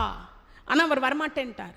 வரமாட்டேன்னு சொல்லிட்டு, அதை விட ஒரு கொடுமைன்னா, கொல்லி தானே எவன் போட்டாலும் கொல்லி தான், யாரையாவது போட சொல்லி எடுத்து போடு அப்படின்ட்டார். அப்படின்னு சொல்லிட்டாராம். அதுக்கப்புறம் அவருக்கு 22 வயசுல பெண் குழந்தைக்கு, இன்னொரு பெண் குழந்தை 20 வயசுல ஒரு பெண் குழந்தை, ரெண்டும் பெண் குழந்தை. அந்த குழந்தைங்களை கொண்டு வந்து நான் சாகரத்துக்குள்ளர காட்டிடுறான்னு அந்த அம்மா கேட்குறா. அவங்களுக்கு கும்பகோணம், அந்த அம்மாவுக்கு கும்பகோணம் கேட்டிருக்கா. ஒரே ஒரு முறை கூட அவர் கூட்டு வந்து காட்டவே இல்லை. அவர் வருவார், அவர் மனைவி வருவாங்க, ஆனால் பிள்ளைங்களை காட்டவே இல்லை. அந்த ஃபோனில் பார்க்கறதோட சரி, ஃபோனில் பார்க்குறதோட அவங்க அங்கேயே தங்கினதுனால இவங்க பேசுகிற பாஷை அவங்களுக்கு புரியல, அவங்க பேசுகிற பாஷை இவங்களுக்கு புரியலை. ஊமை பாஷையில் பேசிப்பாங்க. இந்த குழந்தை ஒரு டூர் மாதிரி அந்த நாட்டில் எங்கேயோ ஒரு இடத்துக்கு போகும்பொழுது கிட்டத்தட்ட ஒரு 120 அடி பாலத்தின் மேலே இருந்து செல்ஃபி எல்லாரும் சேர்த்து எடுக்கிற பொழுது தவறி விழுந்து 2வது மகள் அந்த ஆற்றில் விழுந்து இறந்து போனாள். அந்த பிணம் இங்கே வந்தது, எங்க போரூருக்கு வந்தது. அதற்கு நான் திதி நிகழ்ச்சிக்காக நான் போய் அங்கே மோட்ச தீபம் ஏற்றுவதற்காக ஒரு கதைக்காக வேறொரு தொடர்பு கொண்டு போனேன் நான். அப்போது அந்த தாய் அழுதாள். என் கணவர் செய்த பாவத்தை ஒட்டுமொத்தமாக இன்னைக்கு நான் என் பொண்ணை தூக்கி கொடுத்துட்டு உக்காந்துருக்கேன். தந்தைக்கு கொல்லி போடலை, தந்தைக்கு செய்ய வேண்டிய ஈமக்கிரியை செய்யலை. அதே மாதிரி கடைசி வரைக்கும் அவங்க அம்மா இடத்துல கூட்டிட்டு வந்து இந்த பிள்ளைங்களை காண்பிக்க சொல்லலை. கடைசியாக பிணமாகத்தான் என் மகளை கொண்டு வந்து என் மாமியாரிடத்தில் நாங்கள் காட்டினோம். அந்த பாவம் எங்களை சுற்றி கொண்டதுன்னு அவங்க வாயாலேயே அவங்க சொன்னாங்க. இது நடந்த கதை. இது எதுக்காக நான் இந்த இடத்துல சொல்றேன்னா, கர்மா நம்மை சும்மா விடாது. கர்மா நம்மளை சும்மா விடாது. அப்போ நம்ம அந்த கர்மாவை தீர்க்கணும்.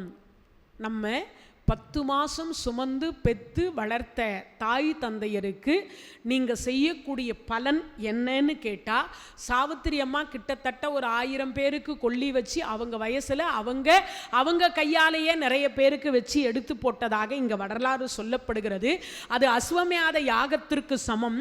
அது மாதிரி எந்த ஒரு மகன், எந்த ஒரு மகள், எந்த ஒரு பேர குழந்தைகள் தன்னுடைய முன்னோர் தாத்தா பாட்டி அப்பா அம்மா உற்றார் உறவினர்களுக்கு ஒரு கொல்லி வைத்து ஈமக்கிரியை என்று சொல்லக்கூடிய தன் கர்மாவை சரியா செய்யலையோ அவர்கள் போகக்கூடிய நரகம்தான் அசிபத்ரம்.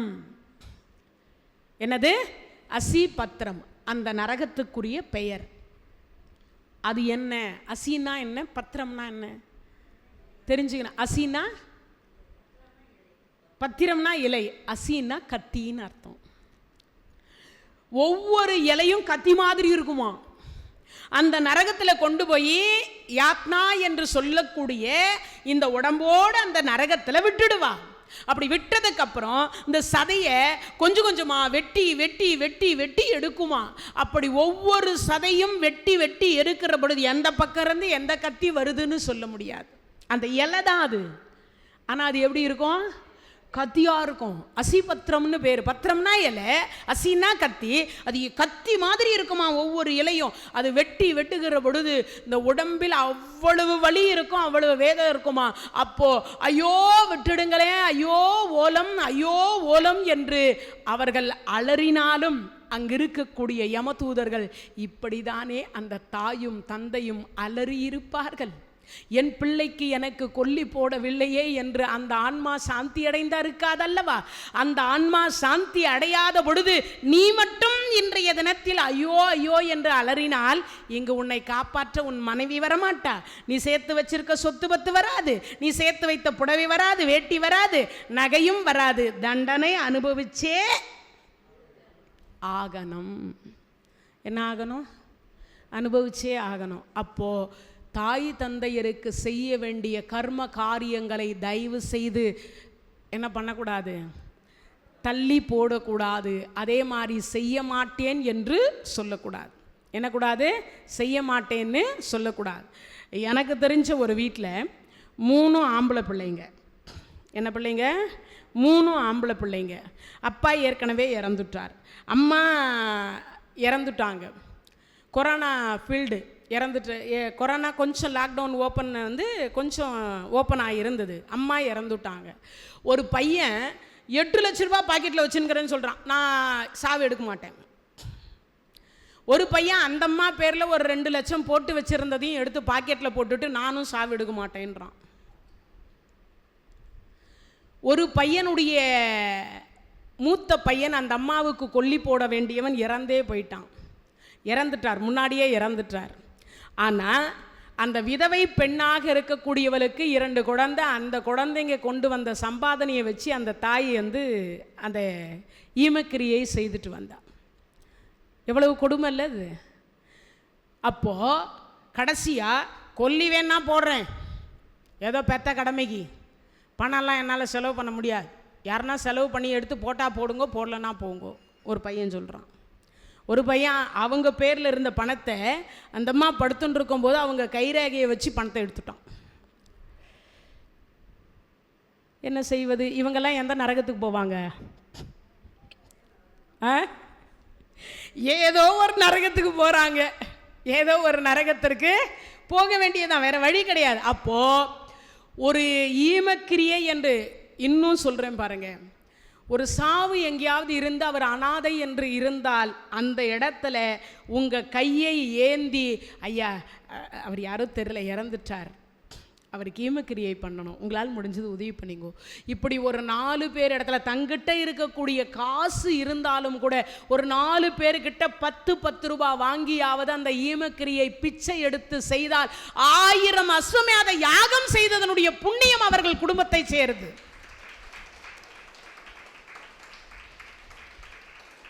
அப்போ எவ்வளோ பெரிய பாக்கியம். சாவித்திரி அம்மா சத்தியமாக எங்கேயோ மகானாக பிறந்து சௌக்கிரியமாக இருப்பாங்க. ஏன்னா அவங்க செய்தது போல ஒரு தொண்டு உலகத்தில் எவரும் செய்திருக்க முடியாது, யாரும் செய்திருக்கிறதுக்கு வாய்ப்பே இல்லை. ஆண்களே செய்யக்கூடிய தயங்கக்கூடிய ஒன்று, ஒரு பெண்ணாக இருந்து அதை கல்யாணமே செய்து கொள்ளாமல் ஒரு பெண்ணாக இருந்து இதை தொடங்கி இதை செய்திருக்கிறார்கள்னா அவர்கள் எவ்வளவு உயர்வான பிறவி எடுத்திருப்பாங்கன்னு பாருங்க. அந்த ஆன்மா எங்கேயோ இல்லைன்னா இறைவன் திருவடியில் பக்கத்தில் இருக்கும்னு நினைக்கிறேன், இறைவன் திருவடியில் பக்கத்தில் எங்கேயோ இருப்பாங்கன்னு நினைக்கிறேன். அப்பேற்பட்ட ஒரு விசேஷம் பெற்றவர்களுக்கு கொள்ளியிடுவது, பெற்றவர்களுக்கு 16வது நாள் ஈமக்கிரியை செய்வது, பெற்றவர்கள் இறந்துவிட்ட பிறகு பெற்றவர்கள் பெயரை சொல்லி தான தர்மம் கொடுப்பது. இறந்துட்ட அன்னைக்கு தேதி வருதா, ஒரு புடவை, அம்மாவாக இருந்தால் ஒரு புடவை எடுத்து யாராவது வயசானவங்களுக்கு கொடுக்கணும். அப்பா இறந்துட்டாரா, யாராவது ஒரு வயசானவங்களுக்கு ஒரு வேட்டியே ஒரு டவல் கொடுக்கணும். ஒன்றுமே இல்லை, எங்கிட்ட அவ்வளவு வசதியெல்லாம் இல்லை, ஒரே ஒரு வேளை சாப்பாடு வாங்கி அவர்கள் பேர் சொல்லி கொடுத்தா அந்த புண்ணியம் 7 பிறவிக்கு வரும். இந்த அசிபத்திரம் என்ற நரகத்திற்கு நாம் செல்ல மாட்டோம், நாம செல்ல மாட்டோம். இது நான் சொல்லலை, கருட புராணம் சொல்லுகிறது. கருடன் கேட்டார், மகாவிஷ்ணு அதற்குரிய சொல்யூஷன் நான் நீங்கள் எல்லாம் கேட்டீங்க இல்லையா, எதுக்கு என்னென்ன தண்டனை, எதை செய்தால் எது பரிகாரம் கேட்டீங்க இல்லையா, இதெல்லாம் தான் பரிகாரம். நீங்கள் என்ன செய்தாலும் தானத்திற்கும் தர்மத்திற்கும் இருக்கக்கூடிய புண்ணியத்தை அடித்து கொள்ள உலகத்தில் எந்த இதுவுமே கிடையாது, எங்கேயுமே கிடையாது. அதை வந்து கடன் கொடுக்க முடியாது, யார் கேட்டாலும் வித்துற முடியாது, இல்லை எதுவும் செய்ய முடியாது. இன்னொன்று, கொடுக்க கொடுக்க கொடுக்க கொடுக்க கொடுக்க புண்ணியம் கூடிக்கொண்டே இருக்குமே தவிர குறையாது. அதை அள்ளவும் முடியாது, திருடவும் முடியாது, கடன் கொடுக்க முடியாது, ஆண்டவனாலும் அதை குறைத்து சொல்ல முடியாது. ஆண்டவனே அதை குறைக்க முடியாதுன்னா மற்றவங்கெல்லாம் ஏமாத்திரம் இல்லையா? அப்பேற்பட்ட ஒரு சிறப்பு வந்து எதற்கு உண்டு? பெற்றவங்களுக்கு செய்ய வேண்டியது. அதே மாதிரி அவர்கள் இறந்து 100 ஆண்டு காலம் கூட ஆயிருக்கலாம், 50 வருஷம் கூட ஆயிருக்கலாம். இன்னைக்கும் அப்பா அவர்கள் தான். இந்த பிறவிக்கு அவர் தான் அப்பா, இந்த பிறவிக்கு அவங்க தான் அம்மா. அப்போது அதை நான் செய்ய வேண்டியது சரியாக செய்யணும், சரியாக செய்யணும். அதுக்கு கும்பகோணத்தில் ஒரு கதை சொல்வா. என்னென்னா, அம்மா அம்மனமாக இருந்தாலாம், கும்பகோணம் போனானாம் பையன் கோதானம் கொடுக்கறதுக்கு. சிவபெருமான் அந்த காலத்தில் நேரடியாக வந்து தான் வாங்கினாராம். அப்படி வாங்குற பொழுது சிவபெருமான், எங்கப்பா உங்கள் அப்பா இல்லையா? இல்லை. அம்மா அதுவா, அது ஒரு பைத்தியங்க, அது அங்கங்கே பிச்சை எடுத்துட்டு அம்மனமாக தெரிஞ்சுட்டு இருக்கேன், அதனால் கூப்பிட்டு வரல. இது யார்? என் மனைவி. இது யார்? என் பசங்க. அப்போ சிவபெருமான் சொன்னாராம், அம்மா அம்மனமாக இருக்கிற பொழுது நீ கும்பகோணம் வந்து கோதானம் கொடுத்தாலும் பலன் இல்லை. அதே கோதானம் கொடுக்காம நீ அம்மாவை உட்கார வச்சு, அப்போ சொன்னாராம், நீ பிறந்து எத்தனை வருஷத்துக்கு பேசாமல் இருந்த தெரியுமா? சொன்னாங்க ஒரு 7-8 வருஷம் பேசலன்னு. எத்தனை வருஷம் பைத்தியமாக இருந்தேன்னு தெரியுமா? பைத்தியமா? நானா? அப்போது அங்கே நடந்ததை காட்டினான். யார்? உள்ளங்கையில் காட்டினாராம் சிவபெருமான். எத்தனை வருஷம்? 15 வருஷம். 15 வருஷம் நான் பைத்தியமாக இருந்தேனா? ஆமாம். உன்னை வேண்டான்னு தூக்கி போட்டு உங்கள் அம்மா இளமை கணவன் இறந்த உடனே உன்னையும் தூக்கி போட்டு வேறொரு கல்யாணம் பண்ணியிருந்தா இன்னைக்கு அம்மா அம்மனமா தெரிஞ்சுட்டுருக்கா, பிச்சை எடுத்துட்டுருக்கா. நான் கும்பகோணம் வந்து கோதானம் செய்து கொண்டிருக்கேன்னு உன் வாயால் சொல்ல மாட்டேல்ல. பைத்தியமாகவே இருந்து இறந்து போயிருப்பாய். அவ ஒவ்வொரு கோயிலாக போய் மடிப்பிச்சை எடுத்தா. இறைவா, எனக்கு கொடுத்த ஒரே ஒரு பிள்ளை, என் பிள்ளை இந்த பைத்தியம் தெரியணும். மண்சோறு தின்னா, பல ஏகாதசி விரதம் இருந்தா, பல பிரதோஷம் விரதம் இருந்தா. நீ பிறப்பதற்கு முன்னதாகவே உன் தகப்பன் இறந்து போனான். நீ பிறந்த உடனே அவள் உயிரை மாய்த்து கொள்ள நினைக்கிற பொழுது நீ சிரிச்சதனால் அவள் சிரிச்சா, நீ அழுதா அவள் அழுதா. ஒவ்வொரு நாளும் உனக்காகவே வாழ்ந்தவளை இன்றைய தினத்தில் அம்மா அம்மனமாயிருக்கா. நான் கும்பகோணம் வந்து கோதானம் கொடுக்கிறேன்னு தெய்வத்துக்கு கோதானம் மட்டும் இல்லை, உலகத்தையே வித்து கொடுத்தாலும் அவள் வயிற்றில் நீ 10 மாசம் இருந்ததற்கு சமம். உலகத்தை வித்து கொடுத்தா கூட ஈடாகாது. உலகத்தையே வித்து கொடுத்தா கூட ஈடாகாது. அதை யாராலையும் திருப்பி கொடுக்கவும் முடியாத கடன். அந்த கடன் எப்போ தீர்க்கிற தெரியுமா? இறந்ததற்கு பிறகு நீ அவளுக்கு போடக்கூடிய வாய்க்கரிசியும் அவளுக்கு வைக்கக்கூடிய கொள்ளியினால் தான் தீர்க்கிறாய் என்று சொன்னார். அப்போது பெற்றவங்களுக்கு செய்ய வேண்டியதை என்ன பண்ணணும்? கண்டிப்பாக நாம் எல்லாம் சரியாக செய்யணும். எதுவுமே நம்மால் செய்ய முடியலன்னா நம்மக்கிட்ட இருக்கிறத ஒரு அவங்க பேரை சொல்லி ஒரு 4 பேருக்கு தானம் கொடுங்க. அது அன்னதானமாக இருக்கலாம், ஆடை தானமாக இருக்கலாம், சொர்ண தானமாக இருக்கலாம், உங்களால் முடிஞ்ச தானம் எதுவாக வேணாலும் இருக்கலாம். அதுக்கு அடுத்து இங்கே சொல்லுகிறார், நான் சொன்னேன் இல்லையா, யாத்ரா சரித்திரத்தை கொடுத்து, யாத்ன சரித்திரத்தை கொடுத்து அடி வாங்க விடுவார். அப்படி நம்ம என்ன பண்ணக்கூடாது? பிறரை துன்புறுத்தக்கூடாது. இப்போ அடுத்து சொல்கிறாங்க, பெற்றவர்களுக்கு சோறு போடாதது ஒரு தண்டனை, இன்னொன்று செய்ய வேண்டிய நித்திய கர்மாவை செய்யாதது தண்டனை, அந்த ஈமக்கிரியை செய்யாதது தண்டனை, கொல்லி போடாதது தண்டனை. இது எல்லாமே என்னவா வரும்? தண்டனைக்குரியதில் வரும். அதுதான் அசிபத்திரம் அப்படின்னு சொல்லக்கூடிய நரகத்தில் கொண்டு போய் விடுவார். இப்போ புரிஞ்சிருக்கும்னு நினைக்கிறேன் உங்களுக்கு. அடுத்ததாக இருக்கக்கூடியது எது அப்படின்னு கேட்டால், பிறரை கொலை செய்பவருக்கு. பிறரை கொலை பண்ணுறாங்க இல்லையா, கொலை செய்கிறதுனா பெரியவங்களை நீ வா போன்னு சொன்னாலும் கொலைக்கு சமம். நான் சொல்லலை, பகவான் பாரதத்தில் சொல்லியிருக்கார். பாரதத்தில் ஒரு இடத்துல வருது, நீ வா போன்னு சொல்லுவது எதுக்கு சமம்? கொலை பண்ணுறதுக்கு சமம். அப்போ பெரியவங்களை என்ன பண்ணக்கூடாது? நீ வா போன்னு அழைக்கக்கூடாது. வாங்க உட்காருங்க இருங்க அப்படி தான் சொல்லணும். இன்னொன்று, யாரையாவது நாம் கொலை செய்தோமே ஆனால் நமக்கு பாலும் கிணற்றில் தள்ளப்படுவார்கள். எங்கே தள்ளுவாங்க? பாலும் கிணத்துல தள்ளப்பட்டு அங்கு கொடிய மிருகங்கள் இருக்குமா. அந்த கிணத்துல என்ன இருக்கும்?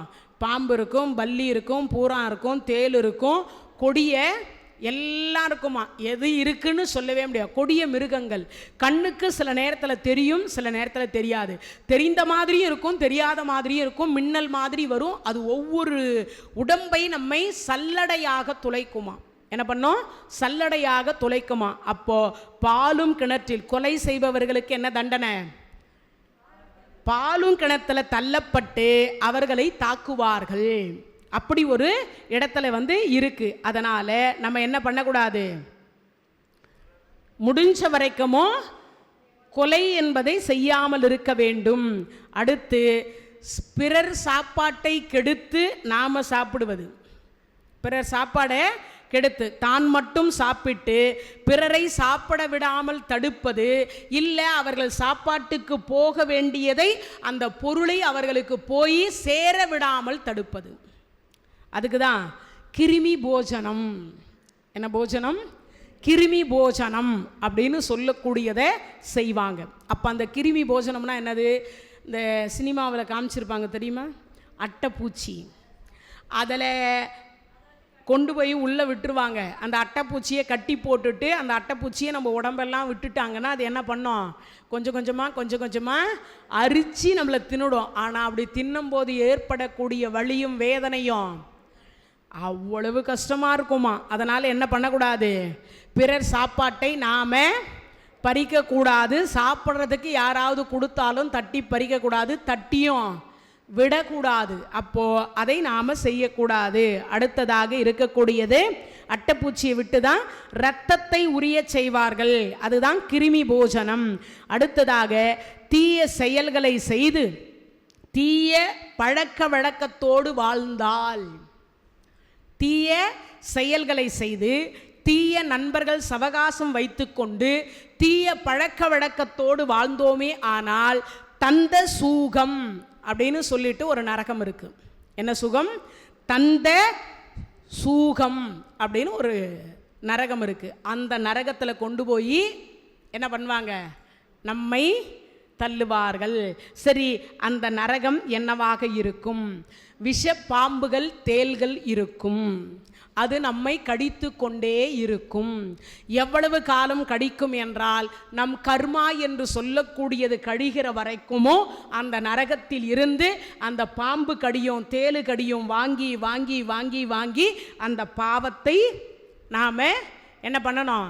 குறைத்து கொள்ளலாம், குறைத்து கொள்ளலாம். அப்போ என்னென்ன கிடைக்காது? என்ன நாம் செய்யணும்? நான் இப்போ 8 தான் உங்களுக்கு சொல்லியிருக்கேன். 28 நரகத்தில் ஒரு 8 நரகம் சொல்லியிருக்கேன். அது 84 லட்சம் நரகம் இருக்குது. முக்கியமானது 28 நரகம் கருட புராணத்தில் பகவான் சொன்னார். ஆனால் நான் உங்களுக்கு எத்தனை நரகம் சொல்லியிருக்கேன்? ஒரு 8 நரகம் சொல்லியிருக்கேன். இப்போது நீங்கள்லாம் இந்த 8 நரகத்துக்கே இவ்வளவு இருக்கா அப்படின்னு தானே தோணுது. ஆனால் நீங்கள்லாம் இதெல்லாம் பண்ண மாட்டீங்க, உங்களுக்கெல்லாம் வயசாகிடுச்சு, அதனால் இதெல்லாம் பண்ண மாட்டீங்க. அதனால் முடிஞ்ச வரைக்கும் இருக்கக்கூடிய காலத்தில் நீங்கள் இருக்கக்கூடிய அத்தனை பேரும் ஒற்றுமையாக இருங்கள். ஒருவருக்கு ஒருவர் உங்களால் ஆன உதவிகளை செய்து கொள்ளுங்கள். ஒருவருக்கு ஒருவர் உங்களால் ஆன பொருளுதவி, உங்களால் ஆன உடல் ஒத்துழைப்பை செய்து கொள்ளுங்கள். பரோபகாரம் இதம் சரீரம். இந்த சரீரத்தினால் முடிந்த வரைக்கும் 4 பேருக்கு நன்மை செய்யுங்கள். ஒருவருக்கும் தீங்கு செய்யாதீர்கள். ஒருவருக்கும் தீங்கை கூட மனதார கூட நினைக்காதீர்கள். அவர்கள் கெடுவதற்கு முன்னதாக கெடுவான், கேடு நினைப்பான். அவன் கெடுவதற்கு முன்னதாக நாம் கெட்டு போயிடுவோம். அதனால் முடிஞ்ச வரைக்குமோ பாவங்கள் செய்யாமல் இருப்போம் என்று சொல்லி இது போன்ற நரக குழியில் விழாமல் இருப்போம் என்று நாம் அத்தனை பேரும் எல்லாம் வல்ல அந்த கருட பகவானிடத்திலும் அந்த ஸ்ரீமத் நாராயணரிடத்திலும் மற்றும் இருக்கக்கூடிய சிவபெருமான், முருகப்பெருமான், பிள்ளையார் எத்தனை கடவுள் இருக்கிறாரோ அத்தனை கடவுளிடத்திலும் பிரார்த்தித்து என்னது?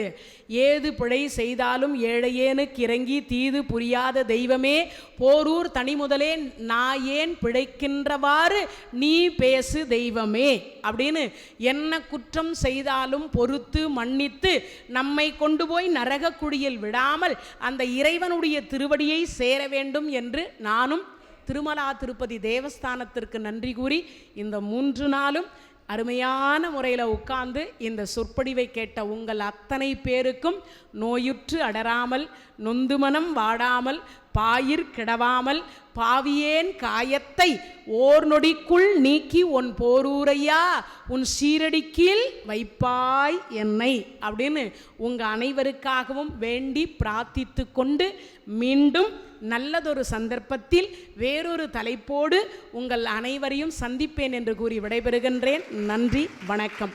தென்னாடுடைய சிவனே போற்றி, எந்நாட்டவர்க்கும் இறைவா போற்றி, வெற்றிவேல் முருகனுக்கு அரோகரா.